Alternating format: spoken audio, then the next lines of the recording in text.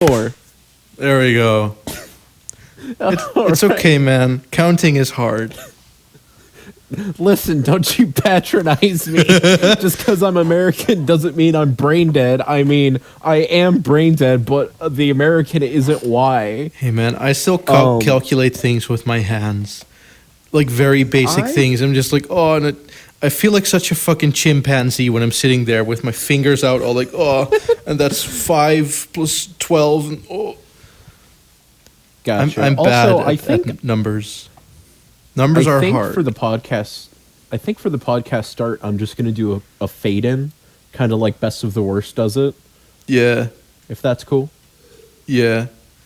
We could also just leave all of this in. That would be pretty funny. Like, it just starts. This is the bonus. Bonus tapes from Patreon. I'll leave the whole editing and everything to you. Yeah, I think I got this. It's just audio. Audio visual fucks me up, but just audio? Yeah, no, I got that. Where is it going to be uploaded even? I don't know. On your YouTube channel? I was thinking just like bomb it everywhere. I have like a secondary YouTube channel. Yeah, we could throw it on mine and that one, so this way people can, you know, pick their favorite dad. You know, we should get it on Spotify. Yeah, that too. I don't know how you do different that. Outlets. It shouldn't be too hard. We'll figure it out. I just really want to open the podcast with like a hard Final Fantasy VII sucks. That game is garbage, and people who like it are stupid. And then you know, just piss everyone off and right away. Like, that's what I'm best at. But I like it. But why? Game sucks. What's the point of pre-rendered backgrounds if the models still look like shit? I was having more fun just shitting on Bethesda pre-recording. I can't shit on Final Fantasy VII. How dare you? Well, I can. I've made fun of the Hoove hands before. The character models suck ass. I treated that as a moral victory. I'm like, yes, my poison is spreading. Yes, queen. The Hoove hands do suck. Move. But like... Please move. My dog thinks I'm giving him attention. No, please go. Oh, man. I love him very much. I have a lot of stories to tell about California because California is a very interesting place. Oh, yeah. So how are you?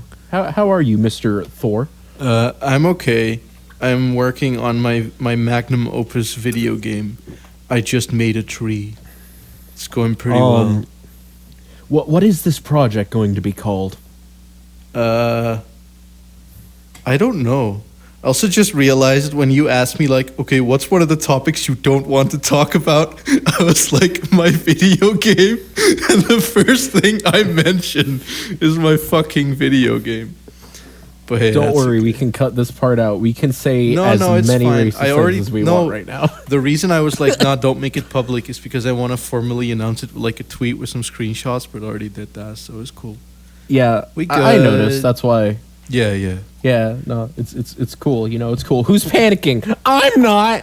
What was I gonna say? I am also good. Hell yeah. I've been trying to put together my Warhammer army again because while I was on vacation, it got smashed to pieces. You're such a nerd. Oh my! Listen, it's the world's most effective scam. Because Warhammer is a scam. Through and through, it's a scam, but it's really fun. It's really fun. It's really expensive. And it's unfortunate. It's so fucking...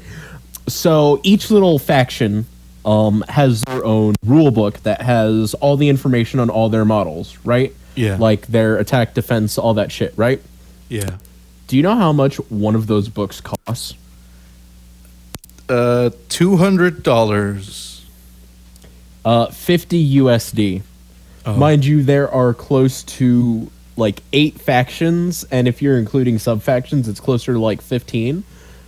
So just to try an army to see if you like it, you need to spend probably at least $300 on models, also paints if you don't have the paints, and also the book for that army. So it's a huge investment to try something. Yeah, because it's like specially branded paint too. Because I've been to those workshops. They don't want you using like bootleg brands or whatever. You need to buy the official paint. And don't you spray paint your models because they'll kick you out. I know. Yeah, no. Well, don't spray paint in the store, but they do sell official spray paints. No, but yeah. I tried Warhammer when I was, I'm gonna say maybe like 10 or 11. And me and two friends did it because one of my friends wanted to do it, and me and the other one were kind of like, whatever. And so we went to like one of those courses. They give like courses to kids to like get into it. And then it's like this big fat neck beardy dude with like a ponytail, like a band from some metal band shirt with a logo that you can't read, like one of those guys. And he was all like, "Okay, we're because that's the exact fucking dude."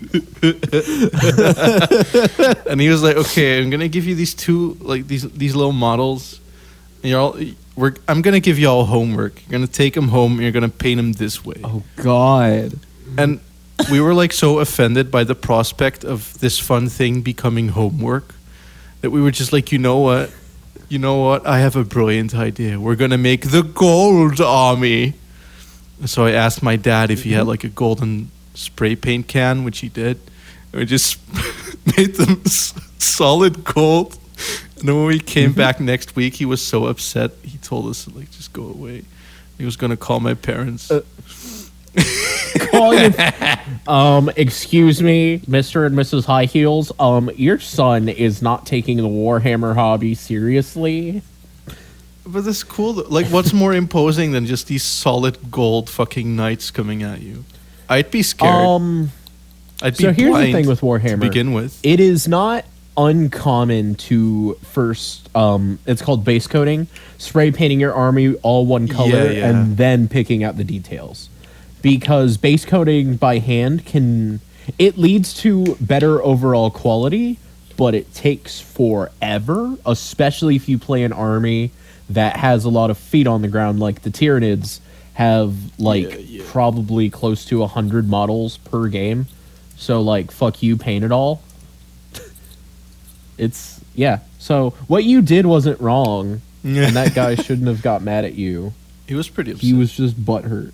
I do like the model tables though. I have like an older cousin who his mom is like a university teacher, so they have like money, and so he could afford like having like this actual big table in his bedroom. And I would just stare at that. That's sick. Damn, because it looked pretty cool. Yeah, no. But I knew deep down inside that my parents were never ever gonna afford that shit. So I was like, Warhammer is a very, very fun hobby if you're fucking loaded. Yeah. Like playing on a big fancy terrain with all the customizable pieces and like super high quality plastic shit, and it's super, super cool, and you're able to get really, really into it and the narrative and all that. The problem is doing all that costs like $2,000. And like, fuck, man. Speaking, it is cool, though. You got like the little grass that looks like cool. like crushed weed, and you can get all the little buildings going and shit. Like, you know. Actually, all that crushed grass, that's usually just paint. Like, is it? They have little texture paint. I thought it was like a little flaky stuff that would like. No, that's texture paint. Oh, okay. Texture paint is like this weird substance, and it's different per texture. Like, there's a mud texture and a gravel texture. I personally own a pot of Valhalla and Blizzard, which is the snow texture. It sounds like a fucking Monster snow. Energy flavor. Valhalla and Blizzard. This podcast sponsored by Red Bull. If only it was. Like, send me a few like cans, bro. Hook me up, Monster. I wouldn't mind being sponsored by Kool-Aid. I'll shill Kool-Aid. Like, fuck it, drink Kool-Aid. I don't think I've ever my had name is Kool-Aid. Draco Mundo.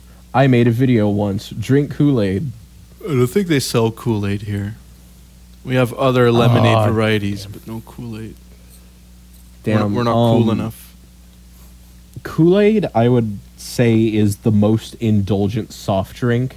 And because what it is it's one packet of Kool-Aid and one whole cup of sugar in, I want to say, half a gallon.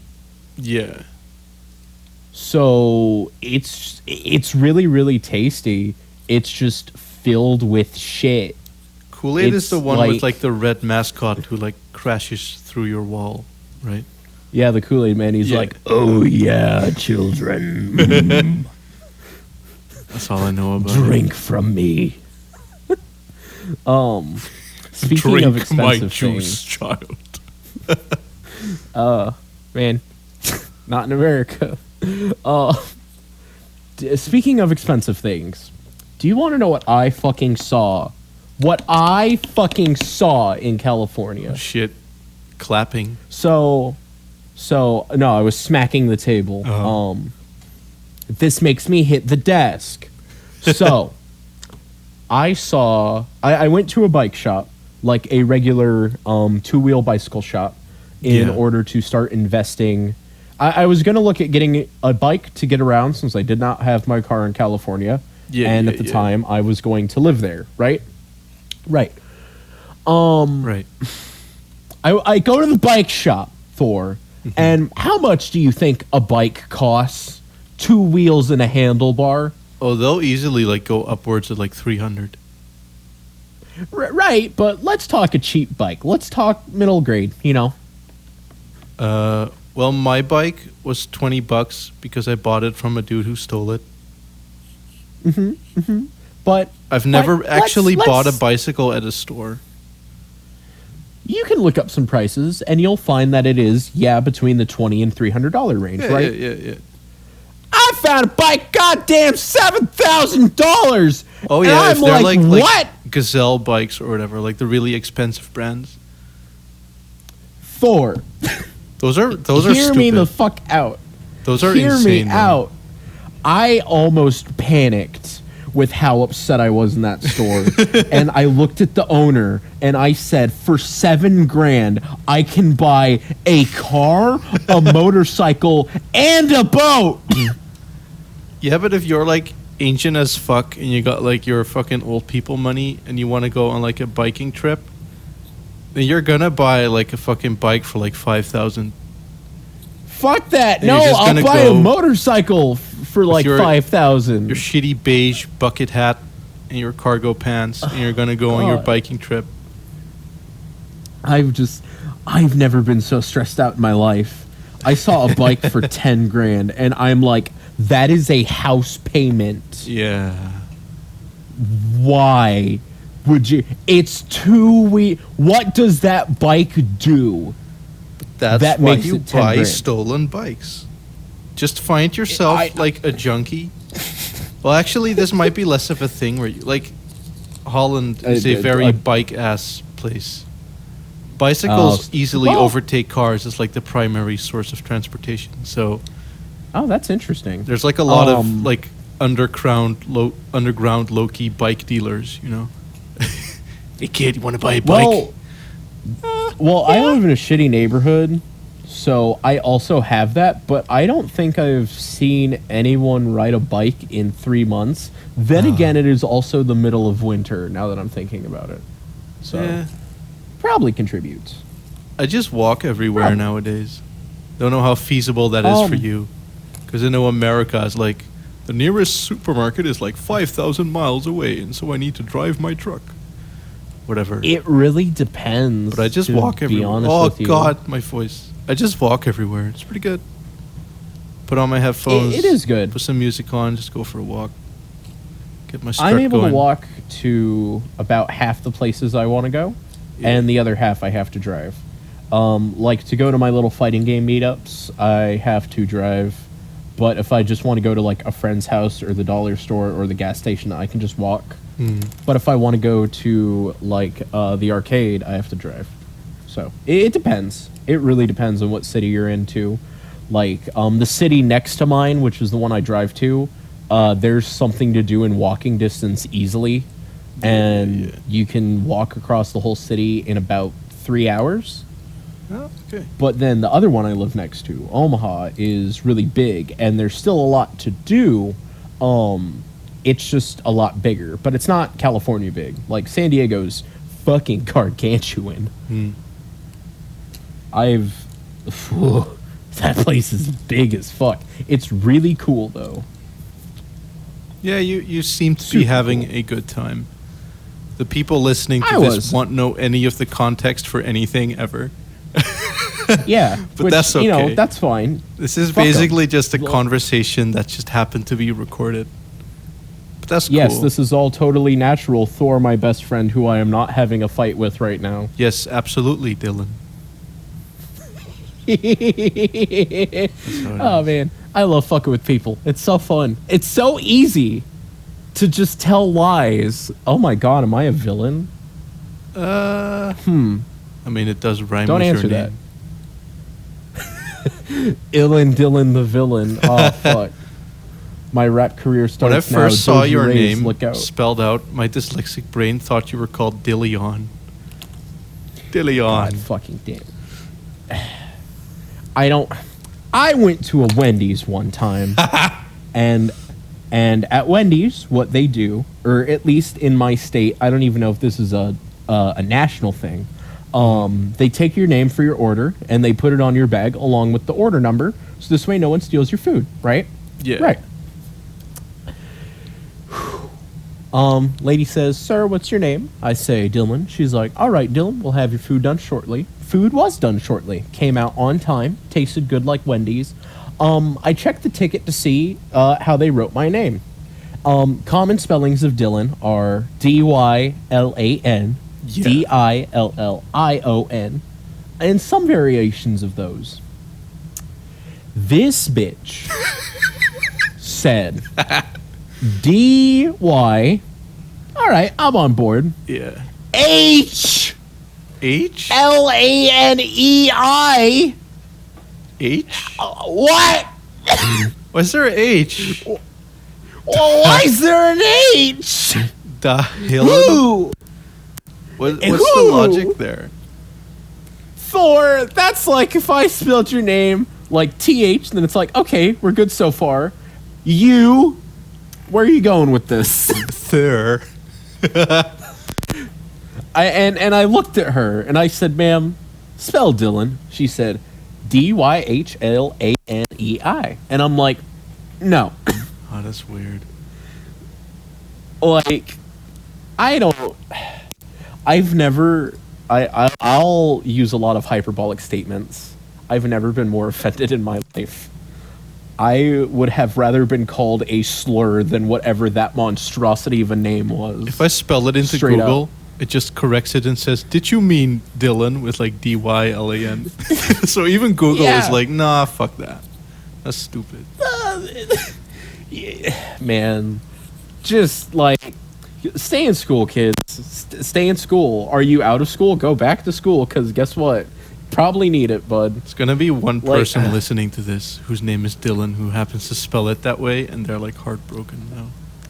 Listen, kiddo, if your name is spelled fucked up like that, go to the town court or county office. Go to the clerk.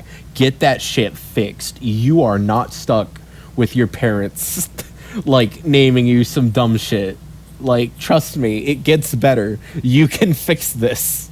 Just wait for your birthday, ask for money, get your name fixed. Parents don't even have to say it different. That's called a big brain, think, Thor. Yeah, hell yeah. Oh, man. I had Taco John's today, and Taco John's is pretty middling. I don't know what that is. There aren't it's many like Taco Mexican Bell. food places here, and it sucks. It's hard So to get what I heard- good tacos and whatever, unless you make them yourself. So what I heard is that I can get away with opening a Mexican restaurant in your country without even being a little bit Hispanic. I mean, I'm kind of brown enough. I could lie. Just, I almost did an accent. I almost went down a dark path. Keemstar almost hit me up. He almost said, "Hey, are you the guy that did that racist accent on that podcast?" And I'll be like, yeah, that was me. Almost, but we're not yet in that timeline. Not yet. I'd say we got like 5 minutes before we go down that path, you know? We got some time. Let's just relax. I mean, is Taco Bell even like actually Mexican? Oh God, no. Because it's too corporate to be, I feel. It is. Every major taco chain in America is the most un-Hispanic taco chain ever. Because I went to San Diego, and San Diego has a pretty large, thriving Hispanic culture. Yeah. And I've had some absolutely, fucking killer tacos. Okay, no, the founder of Taco Bell was called Glenn Bell. And he's like the most fucking... This is white-ass white man with like a suit. And I always feel really guilty because I actually really like Taco Bell. It's garbage, but it's pretty good though. Like, man, I can't help my shit taste. It's built into me. Yeah, because I've never been there because they don't have that over here. But it's kind of like sloppy Americanized Mexican food, basically, right? It really is, because I've had some good ass food. Because there's two Mexican food places here that like you can like order from. There's a few other ones, but you have to go there. I'm too lazy for that shit. But there's one of them. One of them is like specifically American Mexican food. And I was like, what's that like? Yeah. And it's just like cheese on everything, and a whole bunch of sauces and shit. Yeah. And it's like, oh, I see. I see what's going on here. It's just greasy and cheesy. Yeah. Just cheese and grease. That's murk. Yeah. Yeah, you got us. Speaking of I almost said intergalactic, international travels. Have you ever been on a plane? Yeah. Have you ever sat next to the wing on an airplane? No, both times I didn't sit near the windows. I sat along the walkway area thing. Gotcha. So I have a story. My first time ever being on a plane was this trip to San Diego in January. That was my first time, and I wasn't nervous. So like a few weeks ago. I went out of my way. Yeah, I went out of my way to not watch Final Destination because I knew that would freak me out. That like, haha, try again. Did you do the thing where you looked behind you as the plane took off? Then you see the people in the back just slowly going like, just tilting backwards because the plane tilts. I did, and that was really cool, and I really liked the whole takeoff thing. So taking off, it was a really beautiful experience, and I really, really like flying. Mm-hmm. The thing that surprised me was I was sitting right next to the wing, so I got to watch as the plane did a really big turn, which meant that the wing just started pointing down. Yeah, yeah. And then the panic set in, and I'm like, I'm no expert. I'm no pilot. Are we supposed to be sideways? Should we be doing donuts? Should we be doing donuts right now?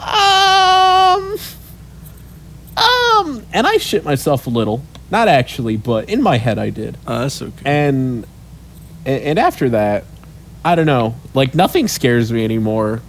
Fuck it, man. I watched a plane go sideways. What? It's hard to explain how much terror was in my soul, because I'm like, oh cool, we haven't been in the air for 5 minutes and we're about to crash. Neat. Well, bye guys. Later. So long. Damn. What am I gonna do? Piss? Probably. There's no ocean near me. I'm in Omaha. Bye. My plane experience was really miserable because I'm 6'6", and the leg room was not accommodating to this. So I was like, it was like a 5-hour flight, which isn't too long, but it's long enough to definitely be excruciatingly uncomfortable for the entire duration of it. It wasn't good. Definitely. It was also a baby on the plane, which I feel like I don't. Could you outlaw babies? Is that possible? Could we ban babies? No, babies are fine. Not on the plane when they're crying, and it's like, oh no. My last flight with the baby actually went well. The problem was the 6-year-old. The 6-year-old was obnoxious. Oh yeah. But the baby was just kind of like touching shit, like fucking around, and just more screaming the whole time. Opening and the baby doors. was fine. The baby was just making baby noises. Yeah. But the 6-year-old I was on a plane with one of those babies that just cried for like pretty much the whole flight. Yeah. And you can tell that the parents were like visibly embarrassed. And I had sympathy for them. I get it. But it still didn't make it less of a pleasant oral experience to have to hear that the whole time. I have an outstanding amount of patience for children. Yeah. I don't know where I got it from. Maybe it's from helping to raise my little brother, but I'm not fazed by babies. I've had little to no baby experiences, so that might be babies the big are fucking difference. Rad. So at Applebee's, a single mom came in with her baby, right? She just wanted something to eat. Yeah, all right. Sit her down. And then an old couple comes in next. Yeah. And I try to sit them next to... when you're sitting people in a restaurant, when you work at the restaurant, it's only polite for your coworkers to keep the sections together. So let's say there's like section 1, 2, and 3, and it's like the 3 halves of the restaurant, or the 3 halves, the 3/3 of the restaurant, right? Yeah. It's only polite to keep section 3 close to each other instead of spreading it out, so this way your server has less legwork to do. Yeah. So I try to put the old couple by the single mom, right? Yeah. The old couple just make shitty remarks the whole time, and they're like, I can't believe we have to sit next to a baby. And this single mom who just wanted to eat got so fucking mad. And so the old lady was like, we are going to talk to the manager. And so they do talk to the manager, and Manager Sam is like, yeah, how can I help you folks? And they're like, he sat us next to a child. And Sam's like, yeah, I love kids. What's up? I have a child of my own. What's the fucking issue? And then the old people are like, so many children. And then I help pay for a little bit of the single mom's food because no one should have to... Like, it's a baby! No, yeah. What's the baby gonna... You don't go full Scrooge mode like that. What did the baby do to you, old people? Look cute? Fuck off. Well, I mean, they probably had to deal with like their own kids and then like their grandkids, so maybe they're just like sick of their shit. I don't know what the old people life is like, but maybe that's just it. Maybe, but even then, why be a dick about it? I just don't understand being a dick. I don't get... Well, yeah, I do. Yeah, I do. I was about to say something like, I don't get expending the energy to be mean, and then I thought about all of my Final Fantasy VII rants, and I'm like, no, I totally get it. I totally get it. It is the single most liberating feeling in the world. Nothing will ever compare to it. Go to like a public place, you should expect like... You should be like a little bit lenient. Like it's not like not like the single mom just pulled up into their house with the baby and sat down. It's a goddamn restaurant. Just fucking deal with it. Jeez. Like it's a public area. Yeah. We're not gonna be like, sorry guys, no babies. Can't do that here. You know? Maybe do that for planes though. No, because what if people have a medical emergency and they need to go see their relatives? They have to take their why baby. You gotta be so like fucking empathetic? Why you gotta be so considerate? It's just... Why? Listen, I'm not considerate. Fuck Final Fantasy VII. I hate everything about it. Yeah, so that's kind of like the big reason why we're doing this podcast is that we were talking, and then it came. You basically came out as a Final Fantasy VII hater, and I was like, wait, what? Not like in an offended way, but it's just like that's a weird game to like hate strongly. It's like what did it ever do to you? So I was actually thinking about how to start my Final Fantasy VII video, and I have it in my head. I want to do it like World War Z or some of those other movies. You know how they start with like newsreel clips, and then it cuts to a wall of newsreel clips? I wanted to do that, but it's like all hype and appreciation videos for Final Fantasy VII. Yeah. So there'd be Eye Patch Wolf's video, I love Final Fantasy VII. And then you talk about FF7, oh shit, stuff's falling, God hates me. And then just all these people talking about Final Fantasy VII. And then I walk in and say, I don't like Final Fantasy VII at all. And then all the screens go dark. And You should then like walk I onto want to a shitty green screen with like your Wario cosplay. That's what I'm gonna do. And then I want to get as many of those people as possible to record angry voice lines. And I just want to hear them yell at me while I absorb it all with my smug energy. Yes, make me stronger. Let me feed on your So hatred. the thing with pretty much, because the thing with me in Final Fantasy VII is it was the last Final Fantasy game I played. I had played literally every other Final Fantasy up to that point, and I had heard a lot of good things about 7, and then I played 7, and I was so underwhelmed on so many levels. Ah, I see. And I'm the main thing that bothers me is the writing, because Final Fantasy 4 and 6 in particular have outstanding writing, right? I don't know about 4. 4 has dude, 4 is massive it's amounts got of some clunk shit. to the dialogue, especially in the True. English, especially the NES version. It's like it's 4 was written by SNES. like a Japanese to Chinese to English text converter and just kind of like dumped into the game. It's got clunk, but it's got soul. Yeah. Like, I actually really, really give a shit about everything that happens because you are responsible for wiping out a village of people who did literally nothing. And, like, you, the player, did that. You are an asshole. Well, I mean, it was And like the I really bomb like that. ring. It's not like Cecil is like, fuck y'all. Yeah. It kind of happened to 4. him. Well, no, or at least in the GBA remake, you take out a few villagers by hand. Oh. Really? And like, you land in the village, take out some people, and then that's where you find Rydia. And that's where it's like, ooh, I just iced your parents literally I played seconds the ago. PS1 version, which is just the NES version, but like a little bit better translated. Because the NES version, the SNES version is like, if you haven't played that, that's actually very poorly translated. Like the script is a fucking dumpster there's fire. lines like, you spoony bard.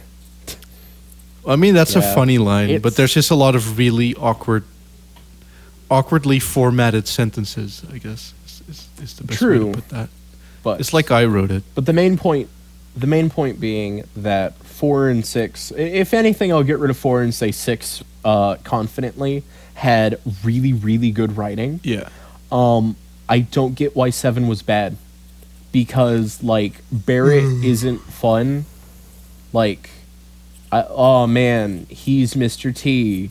I hate him. Hold Look, up. Tifa is hold the up. big titty Hold best up. friend. Hold up. You said that What? you liked Yes. Barrett.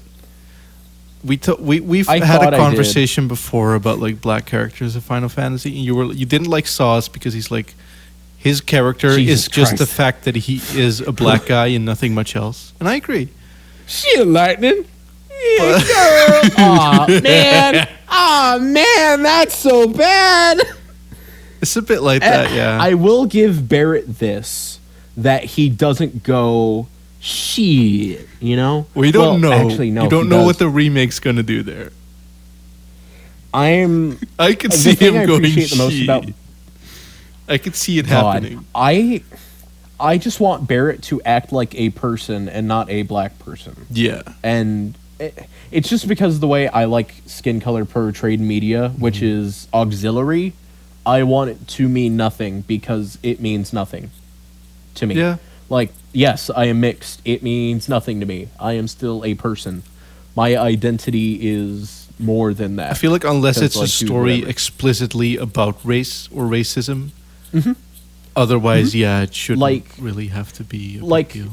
Like Kamari being a Ronso, I feel is really important. Yeah. For a lot of reasons, because He's hornless. like Kamari's story is about race, and it's about something that almost no one talks about, and that's intersecular racism. Yeah. And this happens Yeah, in a lot actually. of places. For Yeah. example, Africa, with the Hutsus and the Tutsis, or no wait, the I Hootsies and the forget the name. Tooties. Hootsies and the Tootsies. Toot. I know what you mean. Tutus, I think. Hotel Rwanda. Yeah, but those two. Yeah. Yeah, Hotel Rwanda. Yeah. And the issue is that it's not a black on black crime. It is two separate cultures Yeah. not liking each other. It is intersecular racism, which it happens. Like all Hispanics don't get along.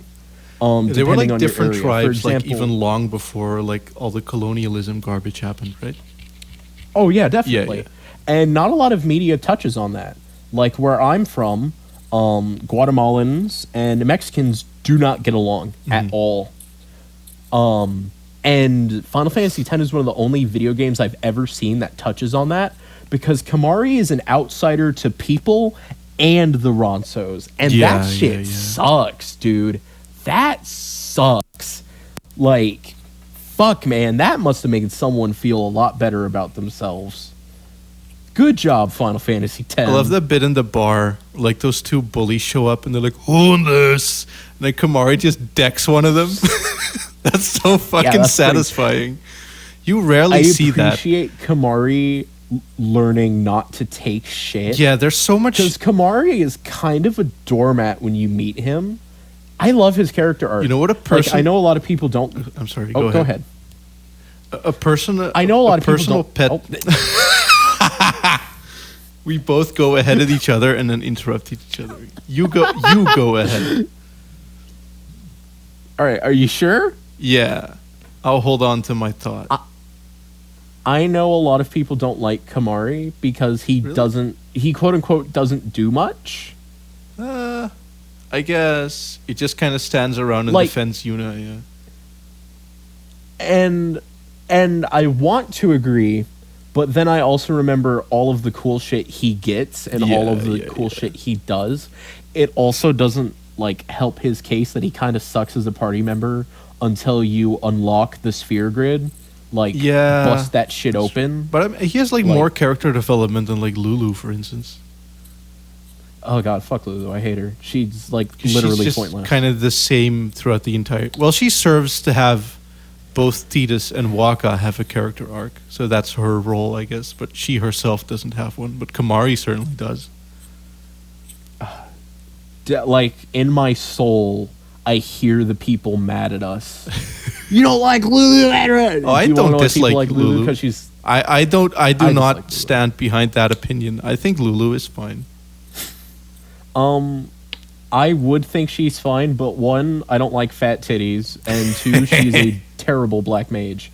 Terrible black mage. Yeah, Yuna's better. Yuna is straight up better in every way. Yeah. Anyways, what's your thought on Kamari, the best boy? It wasn't particularly about Kamari, but what I wanted to say was that like a personal pet peeve of mine is characters taking bullying in like media, because it's so often used as a crutch where they're like all hopeless and it's like they can't do anything, and I hate seeing that so much. Like I get angry myself, I can't deal with it. So Kamari just decking that guy, it's like like that's my shit right there.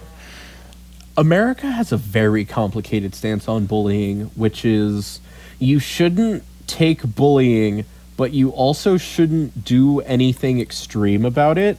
When, let's be honest, a lot of these people need a good punch in the jaw, you know? And I'm not saying that would fix everything, but it would make them think.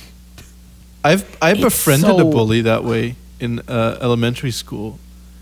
He like bullied me, and then he pushed me one time. He pushed me over. I fell to the ground, and he walked away. Then I got up and grabbed like the biggest branch and just started beating him with it. And the teachers came, took us apart, and put us in the detention room. where after just sitting there for like 15 minutes and getting bored, we just started talking and then we became friends. So it all worked out. That is some JRPG shit where it's like, haha, remember when we were 5 and you punched me in the balls? That was pretty rad. Now we're best friends. Like, fuck. I absolutely love that. Fun fact about me getting bullied. Well, not fun fact. This is... Okay. So I got bullied pretty mercilessly. I got bullied pretty mercilessly in elementary school, and every once in a while I'll be like, hey, why do I do this weird mental thing? And then my brain goes, hey, remember that time? And I'm like, oh yeah, that's that. This isn't about that. Oh. I would get shit because I was a dork, right? I watched anime, I played Pokemon, Digimon. I was a dork, right? Yeah. I was a pretty easy target. Wasn't the one thing people in would... your school? Because that's kind of how all the boys were into like Pokemon and shit. You also grew up when Pokemon was big. I grew up during the Ruby and Sapphire era when Pokemon was for kids. Yeah, okay, maybe that's a... Well, I mean, it was and for that's the kids big difference. Because I was a kid. Well, I mean, Pokemon is for kids. Hey, everybody listening out there, Pokemon's for kids. Shut up. Yeah. It's fine. It's fine. Franchise is fine. Yeah. Sword and Shield didn't hurt anyone. I liked Let's Go Pikachu until I got bored of it. But it was cool. Let's Go Pikachu was fucking garbage. I mean, it was... Way to take the Pokemon out of... It was fun enough because it was just a neat way for me to experience the first gen, which I hadn't actually played since the first gen. It is... So I was like, oh, that's neat. It is a unique... But... It's a unique way of playing it, but no random battles, like, turns me off. Because it's like, oh, you just get any Pokemon you want. Then why, see, that's why what try? I want, though. I don't want the random battles. Oh, my God. Which will probably also be a podcast topic at some point. God, fucking will Because it. you stand random battles hardcore, and I'm like, no, I'm good. God, I fucking love random battles. They're so good. Random battles. Anyways, so I would get bullied for being a dork-ass nerd bitch, right? The one thing people didn't give me shit over, and in fact everyone did, was Beyblades. I mean, Beyblades were just so cool. I would get bullied pretty fucking intensely, and then 5 minutes later, everybody would start playing Beyblades, and then I was allowed to join. And I had the light-up Dragoon that made noises, and everybody liked me. But then after Beyblades was over, it was back to my regularly scheduled bullying. Damn. And, like, of all the fucking franchises to bring us together, it was goddamn Beyblades. I mean, for me, that was Pokemon and Dragon Ball Z combined. That was just the thing that, like, all the boys specifically were into.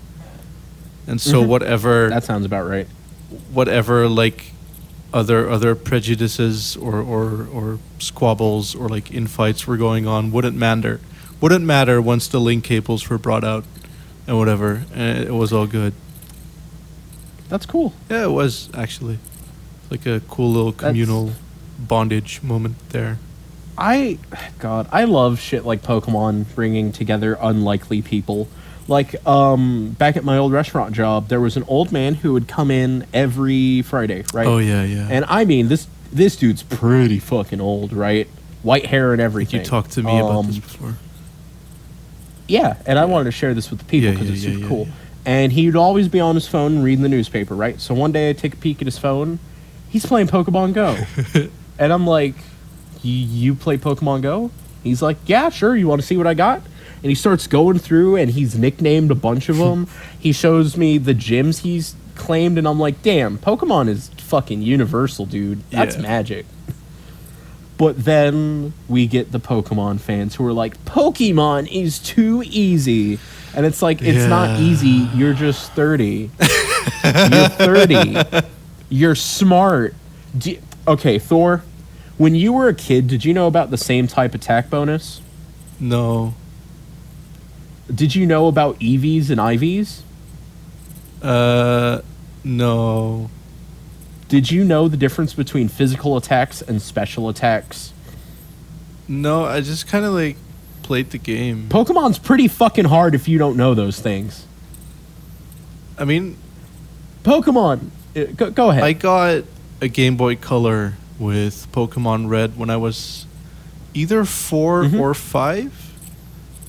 It was before I even had like a PlayStation. It was like my first game thing that I owned.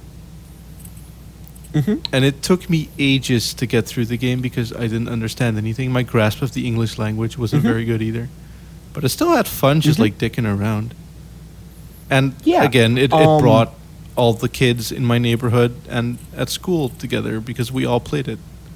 And we all did the cards and shit. Pokemon, as a kid, was a mystery to be figured out.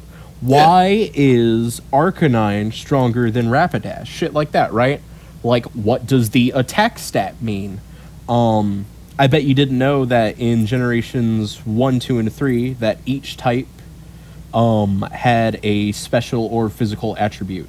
So, like, all fire type attacks were always special attacks, etc., etc. Oh, okay. If you go through those games now, knowing what you do as an adult, they are easy. I guess My I don't argument know will any of forever that be- even as an adult, though. I'm very oblivious to the Pokemon meta stuff. But you could also look it up in like 5 minutes. Yeah, I guess so. But last one I played was And Pearl when it just came out, and then I was kind of like, I liked it, but it was really samey, and I just kind of like I just kind of lost interest there. Ironically, and that's fun. Black and White look like exactly what I wanted Pearl to be, but whatever. I'll play him someday, maybe. I might. I might not. Go ahead. I said I might get Sword and Shield when they come out, but they came out a while ago, so I clearly do not give a shit. Sword and Shield are fine. People are mad at that game for literally nothing. Yeah. So people's big complaint is there's no national decks. You can't catch them all. Do you know what my argument to that is? How many people even do that? A lot of them, actually, surprisingly. But also, I'll explain why they cheat like crazy in a minute. There has never been a single Pokemon game released where you could actually catch all of them in one cartridge. No, you'd have to do all kind of stupid, like, link cable, DS advanced slot fucking garbage to transition them and shit. So then people being mad about you can't catch them all in one game, it's like, yeah, you never were able to. What? Well, I mean, wasn't there a sort of like online database that all the games started to use, which Sword and Shield Pokemon don't, Bank, I yes. think? Isn't that the big problem? And here's why it's not an issue. People wouldn't catch them all. They would just transfer them all. They'd be hoarding Pokemon. Exactly. So you're not catching them all. You're just catching all the new ones. Yeah. And I'm like, you guys are sucking the fun out of it for yourself. What? You're doing this to yourself. Yeah. And the only reason people want to bring up their old bullshit is so they have like their super stacked out competitive bond and they just transfer it forward. And people are mad at Sword and Shield over non-issues, 100%. Doesn't it kind of ruin the game, though, when you can just take your fucking level 100 Blastoise that you've had with you since you were, like, 12 into the new game? It's like... Yes. What's even the point? Yes, it does. You're right. It's almost like Pokemon was designed to be played. It's almost like, you know... Sword and Shield is fine. I think you'd enjoy it. There are some genuine surprises in that game. I saw that it had a little fan. mushroom town, and I was like, okay. There's some shit that happens in that game that surprises me as a Pokemon fan. Like, you encounter the legendaries super fucking early, and it's cool when it happens. Like, none of the other games have ever done that. They usually just plop the legendaries in, right? I remember except for Pokemon Gold and Silver. Crystal had like Crystal 2. Where like the what's he called? The Suicune. Yeah, plotline. he just shows up a few times here and there, and then he barks at you and goes away, and you're like, oh my god. Yeah. Especially because it was none of so the other rare in Pokemons- those era Pokemon games for like anything resembling a cutscene to happen at all. So when suddenly Oh, an yeah. event triggers, it's like, oh, holy shit. And most of the other games don't really do that. They'll have like the big legendary reveal at the end. Yeah. And it feels unfulfilling. Did but it- in this game, you meet them before even getting your first Pokemon, and it's fucking rad. Okay. No. You meet them a little bit after, Okay. That's and pretty you have a boss fight in a Pokemon game, and it's awesome. But you can't catch them, I assume. Oh God, no! I assume Dude, it's it's like- a legendary. Like Virgil Your beating Pokemon's your like ass level 6. in DMC 3, and that gives you like the motivation for like, oh yeah, I'm gonna fucking. It's so interesting because you show up, they're there, Yeah. and it's like, fuck, this thing wants to fight me. And then this sick ass baseline drops, and then it's like, okay, we're a little fucked. Because in some of the It's other like in games, Dark Souls. I remember in Oh, go ahead. Pokemon Ruby and Sapphire, I think those like rock golems, they're just like hanging out. They just have Oh this my little God. cave thing, and Don't it's just kind fucking- of sitting there. And it's like, okay, hi, I'm gonna throw Don't like a master remind ball at you me. now. So the only easy one to get is Registeel, because Regirock is a puzzle across multiple routes. I did all of that though. I had like the strategy guide for it, which was very nicely Fuck, made, dude. and it looked cool. It was very cool, but I would prefer if they never did anything like that ever again. Like, it is really cool to go on this big scavenger hunt Yeah. for a Pokemon. I mean, when you're a kid, but I that also stuff never works. want to do it again. It's like really exciting to do when you're still young enough to have like a bunch Oh, of God, yeah. imagination going on along with it. Oh yeah, no. Like it's something that is very much for kids. Yeah. Because as an adult, I'm like, I don't want to bother with half of this bullshit. This is awful. I hate it, and I hate you. I kind of have a beef in Ugh. general with people who harshly critique games as a whole because the completion 100% requirements are too obtuse or too like hard to do, and it's kind of like Oh, I just I don't bother. I get that, but it don't. I think when a game has like really obscure completionist requirements, it's not because it's meant for you to get them with like a walkthrough and to like force any random element or whatever. It's just a neat little thing that you just stumble across and be like, ooh. yeah. But then people Yeah, no, I like take agree. that out of it and get their walkthroughs and get their YouTube tutorials on how to do it and calculate all of the numbers behind it, and it's like, yeah, Yep. I Yep. get that how I feel that like- can be fun too, but when you then start saying that the game is shit because of it, it's kind of missing the point Yeah. maybe a little bit. Yeah, I agree. Personally, I never bother with 100% completion. No, the me only neither. games that I've ever 100% completed was Mega Man X and Metal Gear Solid Snake Eater 3D. Oh yeah, you played Those that are like the a only billion games. times.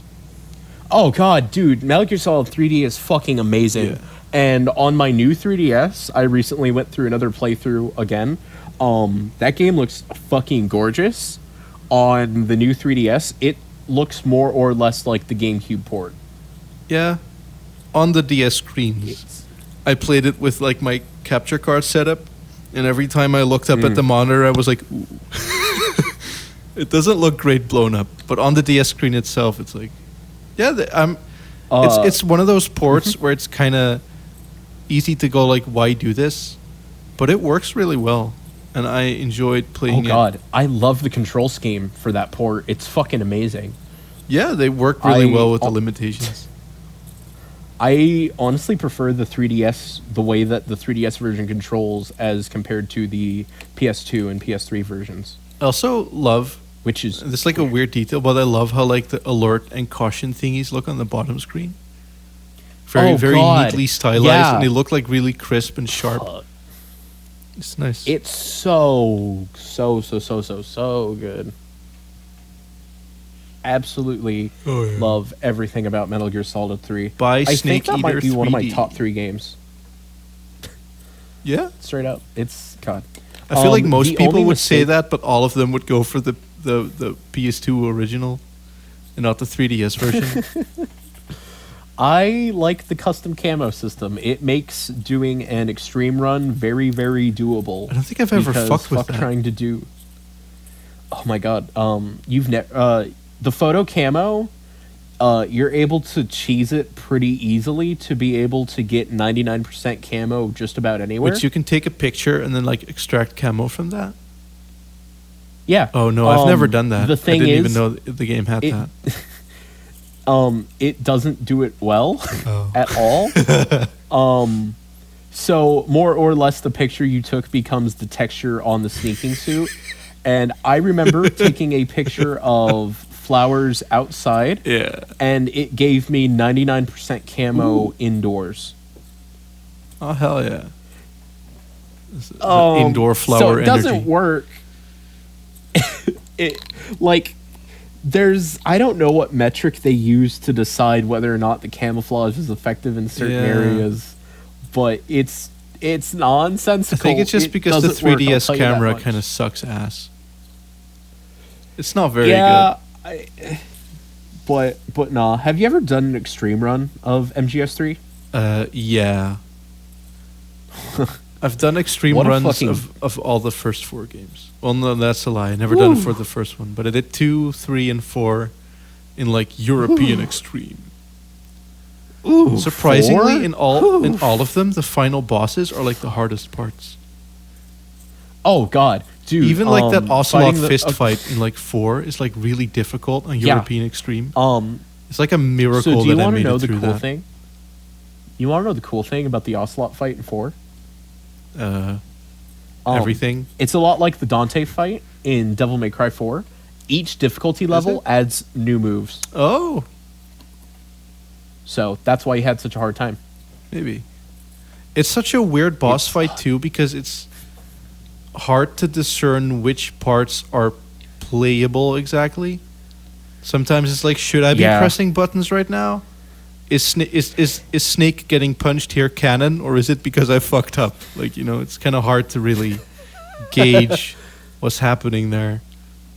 And so when you got that I on like a agree. very hard difficulty, it's easy to just have the fight end and be like, but what I don't what like what did I even I do good?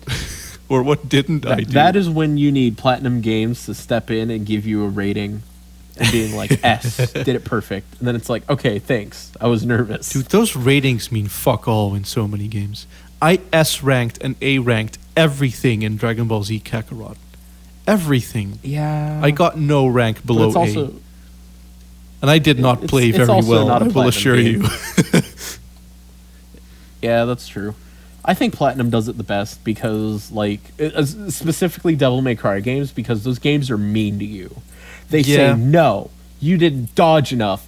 B. And it's like, oh, okay, I'm sorry, Dad. Whatever happened to the Won't do days it. where you complete a level 0 deaths in Sonic Adventure 2 and you get like an E? It's like, what? Let's not talk about Sonic Adventure 2. Oh, come on. You like fucking Dark Brotherhood. The hell do you know? Okay, The but hell Dark do you know Brotherhood's about actually good. Is it though? Oh my Have you God. heard the soundtrack? Yes. That one song is kind of iffy, but I think it's a bop. I'm going, as soon as I can capture DS footage, I am making the world's biggest jerk-off video for Sonic Dark Brotherhood. Honestly, I fucking love that I've game. never played it. All I know is the It's so good. the Johnny versus review of it. Fucking... It's such a good RPG. I love it to bits. It's like a Mario Superstar game, but with Sonic characters. Is it, though? It's so cool. And there's team-up attacks for each party member. So, like, Sonic and Tails can do a team-up attack with Eggman, and Sonic's, like, snowboarding missiles into dudes. It's so rad. People shit on that game because they're stupid. But it looks and sounds like shit, though. No, la la la, I mean, don't. it kind of does. So does FF7, but everyone loves that game. I think FF7 looks good aside from the character models. Like the art that went into like the pre-rendered pre-renders. backdrops are fine, I guess, but I guess. Also, what's They're wrong not with even Sonic like that- Adventure 2? Well, there's a lot of things wrong with Sonic Adventure 2, but I am unable to derive pleasure from a game that breaks. So, as much as I want to enjoy playing Sonic Adventure 2, going through the floor isn't fun for me. It just makes me mad. I mean, it doesn't And I'm happen like, that oh. much. It doesn't happen like Sonic I Boom ha- amounts of times. It happened to me too much. Oh, okay. It happened to me too much for me to enjoy the game. And I'm like, oh, so it's just bullshit. This game is held together with toothpicks. Got it. It is. 2 out of 10. Fuck it. I feel like most I'm Sonic not even going games to bother kinda are, finishing though. this. But most Sonic games don't fall apart on you. Like Sonic and the Black Knight doesn't just break. No, but Sonic as a whole does kind of have this like toothpicky vibe about it. But that's kind of what I appreciate about it too, in a way, though. I get the people who like that, but I can't stand it. I cannot stand games that break, which is why I derive zero pleasure from Skyrim. Because it's like, cool, that's just broken. Fix it, please. And then the devs go, no, lol. I feel And the it's like, same way about Skyrim. I don't want to play anymore. That's I want bad, this Jack. video game. But Sonic Adventure 2 is that good, Jack. You know? I don't just how believe it in good is. jank. Really? I don't. Isn't think there a any single should game that release you like broken. that's like kind of janky? Like, I don't know, the fucking Deadly Premonition or like Demon Souls or whatever. Deadly Premonition is janky, but I've not had it break on me, and I quote, yet. It's never crashed on me, no. I've It's gotten I've close, never though. fallen through the world. There have been points in And- Deadly Premonition where the frame rate chugs so much where I'm like, oh, is this it? that's But fine. it pulls through every time. It's Deadly Premonition is a game I'm avoiding replaying because I'm afraid to. Yeah. I love it. I just don't want that opinion to change, you know? But that's a very janky game. And I don't think the jank makes it worse. Well, there are some, It like definitely how the doesn't map help. screen works is like god awful. And like events just not happening when they should is pretty horrible. God, I've said it once and I'll say it again. I am very, very curious to see what Swery has learned with Deadly Premonition 2. I mean, you can play like D4 or It- like The Missing. Those games are not janky at all. Oh yeah, no, I love D4. D4 is... there's only one word to explain that game, and that is avant-garde. That game is lovely, yeah. It's... I really love it, and I love the idea of your dead wife cat girl wanting pets. And I'm like, I'm not going to look into this metaphor because it will awaken something in me. I ain't ready. I already figured out I had a thing for spiders. I'm good, you know? Listen, let me explain. Okay, sure. I think I was watching Bug's Life. And I was like, my wow, God. the spider girl's pretty cute. And Oh I'm my like, God. wait a minute, I've said this sentence before. my God. And then I thought back to James and the Giant Peach. I thought back to Monster Musume. I thought back to every spider girl I've ever seen. And I'm like, fuck. There's a pattern here. I mean, it's They have it's nothing in fine. common outside of spider. Shit. I think the thing with stuff like that is that how they're designed, there's still a very humanoid like element to it. So it still appeals don't to know. certain like instincts I in a way. And don't you want can't, to you look can't, you into can't really this. control that. I don't think. I think that's just Thor, the spider in James and the Giant Peach is just a spider with a hat. okay. Hold on. James and the Giant Peach. Played by Susan Sarandon Spider. doing a French accent. I fucking love Miss Spider. God damn it. Oh, yeah, but it's no. still like kind of like a person spider. Like it has like a face. No, it's not there's literally nothing a spider humanoid with a about hat. it. Like, you wouldn't actually It's want a to s- fuck a spider. I don't want to know the answer to that question personally. I don't want to test the boundaries, you know? I am comfortable with where I'm at a happy middle right now. That's okay. I don't want to push it, you know? It's okay. I don't want to find out. I understand. Every once in a while you do something and you're like, that was cool, but I'm not going to do it again. Just so this way we don't awaken anything, you know? Yeah. Huh. MadWorld is a very good video game. Is it? I've never played it. It doesn't have any colors. Oh, dude. It's like, who forgot the colors? This is stupid. No. That's not actually no. how I feel. I'm just talking out of my ass. I never played it, though. Okay, that's good. I like that one song MadWorld- that's like, let's go, yo. I like that song. Yeah. But I never played the MadWorld game. has a pretty fucking slamming OST. MadWorld's big issue is that the boss fights are universally too easy because it's a platinum game, and usually Yeah. platinum game bosses have some fucking heft to them, you know? There's a few that are pretty hard. Isn't it Clover? Noticeably Frank. Or is it already platinum? No, it's platinum. Oh. It is platinum game. thought it was Clover. Straight up. Nope. MadWorld was a platinum game through and through. It was before the P Star logo. You though. are correct. So what Yeah. like the first game then? It must have been. Yeah. It's pretty close to one of their first MadWorld, games. Infinite Space, whatever the fuck that is, and then Bayonetta. It's like the first games. Oh wow. But yeah, no, MadWorld is a platinum style beat 'em up. That is also like not really gory, but the bloodiest game I've ever seen to come out of Japan. The game has 3 colors or 4. It has black and white, that's 2, red, and then blue because of stuff later. So the reason why they chose black and white was 1, it's easy to make choppy, shitty character models look really good in black and white. Yeah. And 2, to make the red stand out. And MadWorld is all about... It's less of... You know how Platinum and character action games are all about doing flashy combos? Yeah.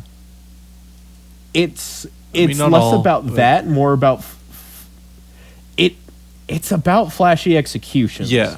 So instead of comboing a guy to death, it's punching a guy till he's dizzy, and then putting a tire on him, and then putting a signpost through his head, I feel like and then aside throwing a from dude Bayonetta, into him. though, that's a lot of platinum games. Yeah, Like- no, it really is. This MadWorld just focuses a lot on the finishers versus the combat, Like Astral because Chain the combat and is like the- Vanquish and Metal Gear Rising aren't really about complicated stuff either, but it's just doing the simple stuff as cool as you possibly can.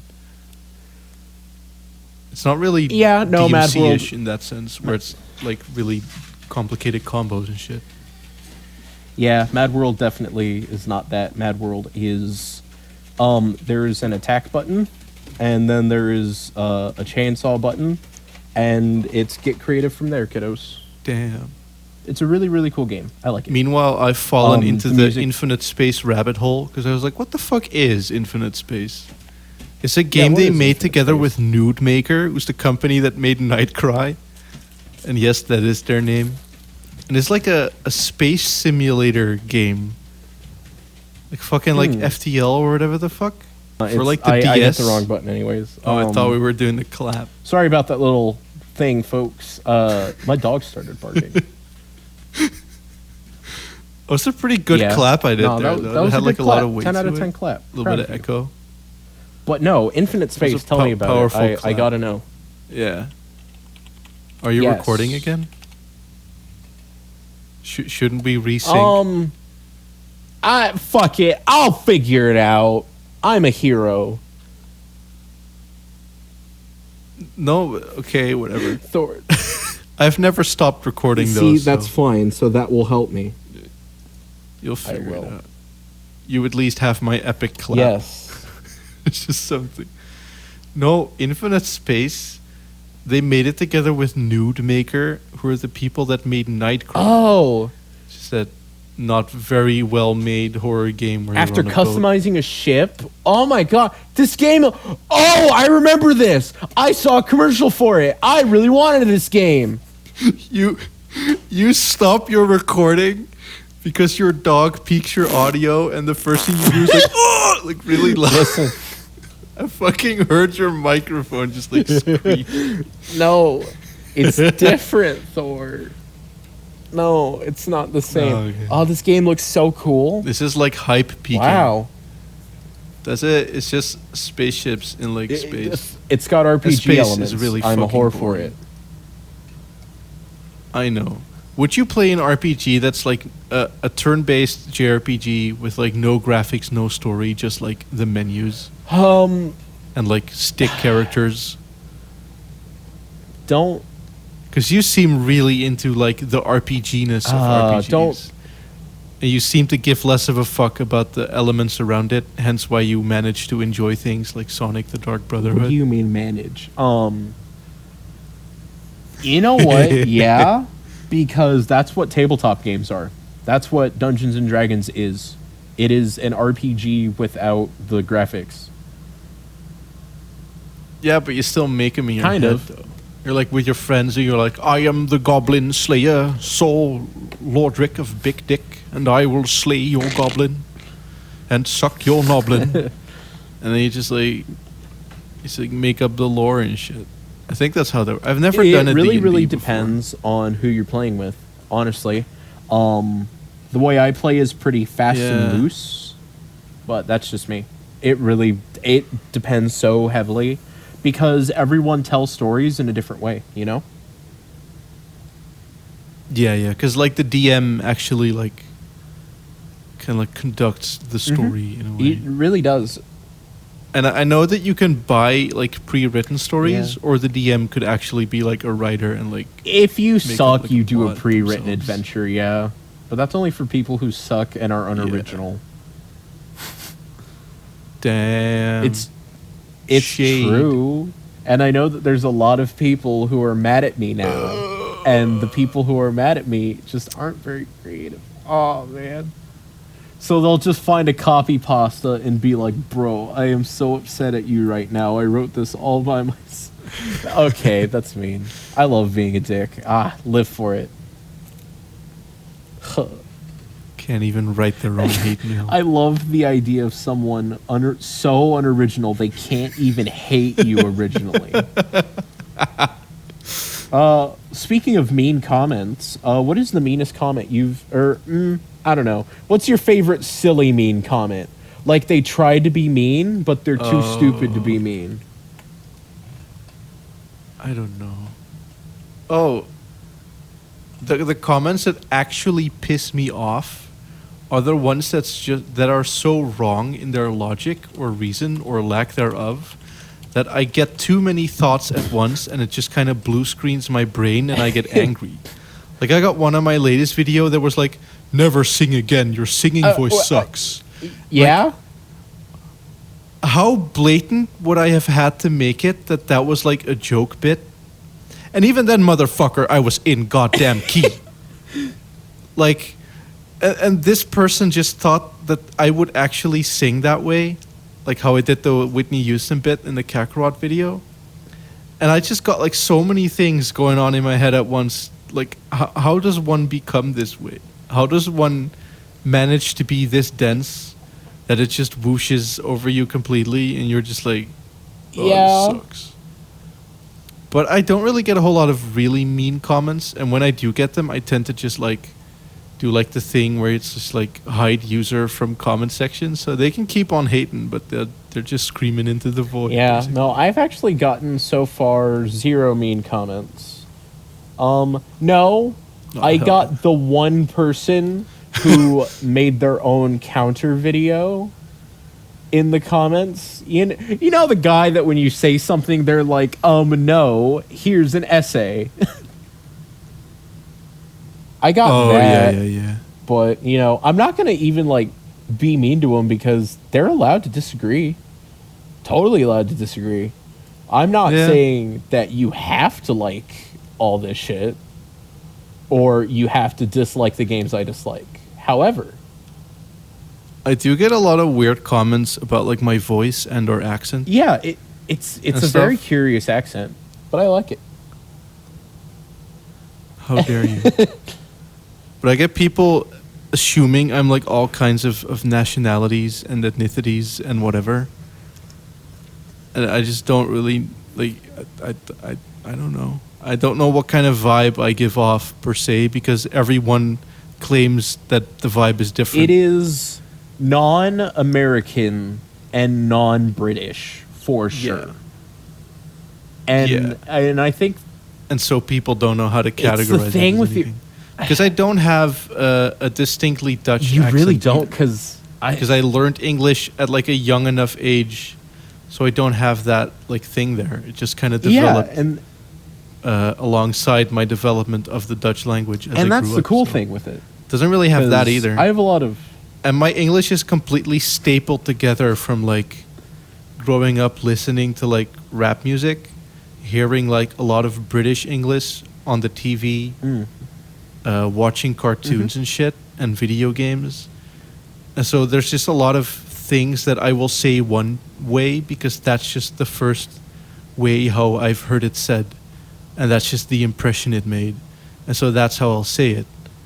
And so you get some people who are like, why are you trying to sound British? People are like, why are you trying to sound this way? Or blah, blah, blah. And it's like, well, it's just how the words happen, man. It's just how I first heard them. And it's not my fault. Not trying to sound any way you're just sounding. No, I just sound like me. If anything, in my earlier videos, I was trying to sound away. I spoke way slower and like over-enunciated in a way to sound as American as I possibly could. But then I realized two things. A, why the fuck would you ever want to sound American? Ow. And B, like, why not just embrace my own fucking stupid, rambly mush-mouth bullshit? And so that's kind of what I'm walking into content creation is I have what I'd like to think is a healthy mindset of people will watch me for me because I watch a lot of fucking weirdos on YouTube. Like, YMS, your movie sucks. Outside of his movie reviews, he's a fucking weirdo. He's a big goofball. Hiko Kiko Komori Media is a weirdo. Everybody I watch is a weirdo, and I love them for it. I'm going to tell Miles you said that. But I like it. Like, your videos are very... I have a friend, Dylan, who you don't know, and he said you were weird. In a good way. Like, your videos, a lot of the times...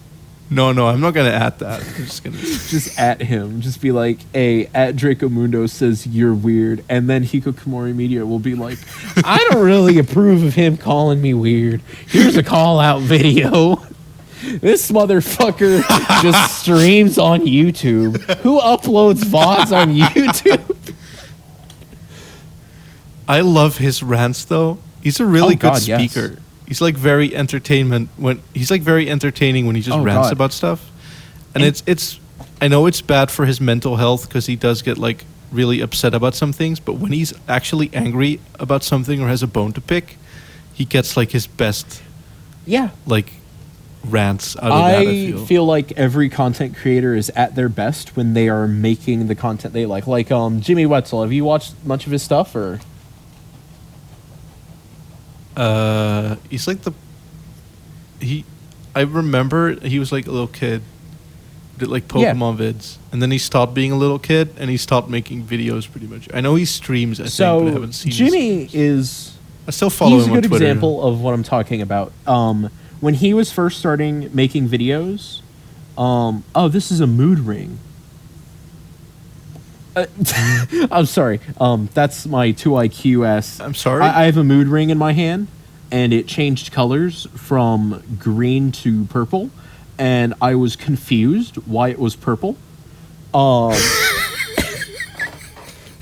You didn't know it was a mood ring? I didn't know, and I thought I was having a stroke. I was worried.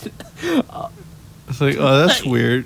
Why did this object just chameleon on pretty me? much. So Jimmy Wetzel made the occasional review. Back when game review channels were popular. And he kind of did it. he enjoyed his first few videos, but then he fell into the hole of making content because I have to. And then he got out of that hole. Yeah. And he is now so much happier, and his content is so much better. I feel like everybody... He had like a whole arc too, because he went from little kid making Pokemon videos to kind of like cynical grumpy, because he had like a cynical era where he made like videos where he was kind of like grumpy, negative on purpose a little bit, like snarky, that's the word. And then he went like, I like cute things now. And that changed. It's like a whole... I guess it's just him growing up while doing videos, and you get to see that. And he might hate it looking back on it. I don't know. But he's definitely it's cool grown to see sometimes. a lot as a person. And Jimmy is... God, what did he fall into? I forget. It was some tweet, and he was tweeting about like muscular men. And I'm like, oh, honey, you're going to have one hell of a time when you get into fighting games. Because, like, half of every fighting game villain is just muscular dude who is hot. Like, god damn it, Geese Howard is fucking attractive. That is actually how I got into fighting games. I had a friend who bought Tekken 1 for the PlayStation with the sole reason because it had big muscular men on the cover. I mean... I was like, oh, it works. Sure. Like... Tekken, I will say the hot take, Tekken hasn't had an attractive man until Geese showed up. But that's just me loving Geese so much. God, oh, fuck, dude. Geese Howard. You saying you do not wish to fuck Yoshimitsu? I'm good. And what's he doing now? He had like tentacles for a while. I don't recall what Tekken 7 Dude, Yoshimitsu looked like. He is fucking weird. Don't ask. He is weird. I think one of the funniest... He started off pretty normal, but he's very weird now. He's a cyborg? Yeah. Well, he's a guy, and then like Dr. Boskonovich, I think is his name. Yeah, Boskonovich. Like made like experiments on Boskonovich. The guy who lies down in Tekken 3. Yeah, he helped Boskonovich make Brian. Yeah. Wait, make Brian He's a cyborg too. What? I didn't know. Brian Fury. I thought he was just That's why he's so fucking strong. Psychopath Eastern European looking guy. No, that's why in one of his Tekken 7 intros, he straight up just throws a girder at the camera while laughing like an asshole. Dude, in Tekken 3, he fucking slings a tank. That's because he's a cyborg. He fucking 360s and throws it away. Yeah, no, Brian Fury. Or at least the turret part of it. He's just an asshole in a cyborg body. Oh, okay. I didn't know he was a cyborg. It's my favorite thing about him. So here's the real question about Brian. Do you prefer his old laugh or his new laugh? And by his old laugh, I mean like the...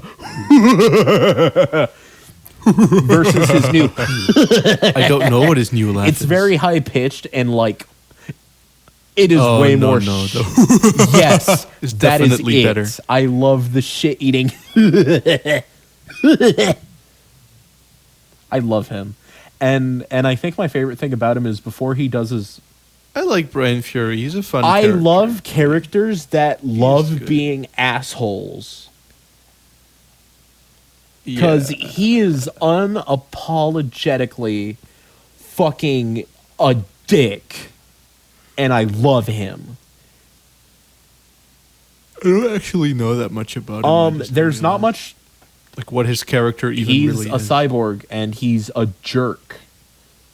That's it. Yeah, but what does he do? Does he just go to like war zones? Literally, and just, yes. Partake? Oh, okay. He just beats people up for fun. He is an asshole who likes money, kind of. The only reason he does... Because I know in Tekken 5, one of his win animations is that he just like repeatedly punches the person while they're down. Yeah, he's a dick. That's like, ooh, that's kind of dark for Tekken standards. That's like some Mortal Kombat shit suddenly.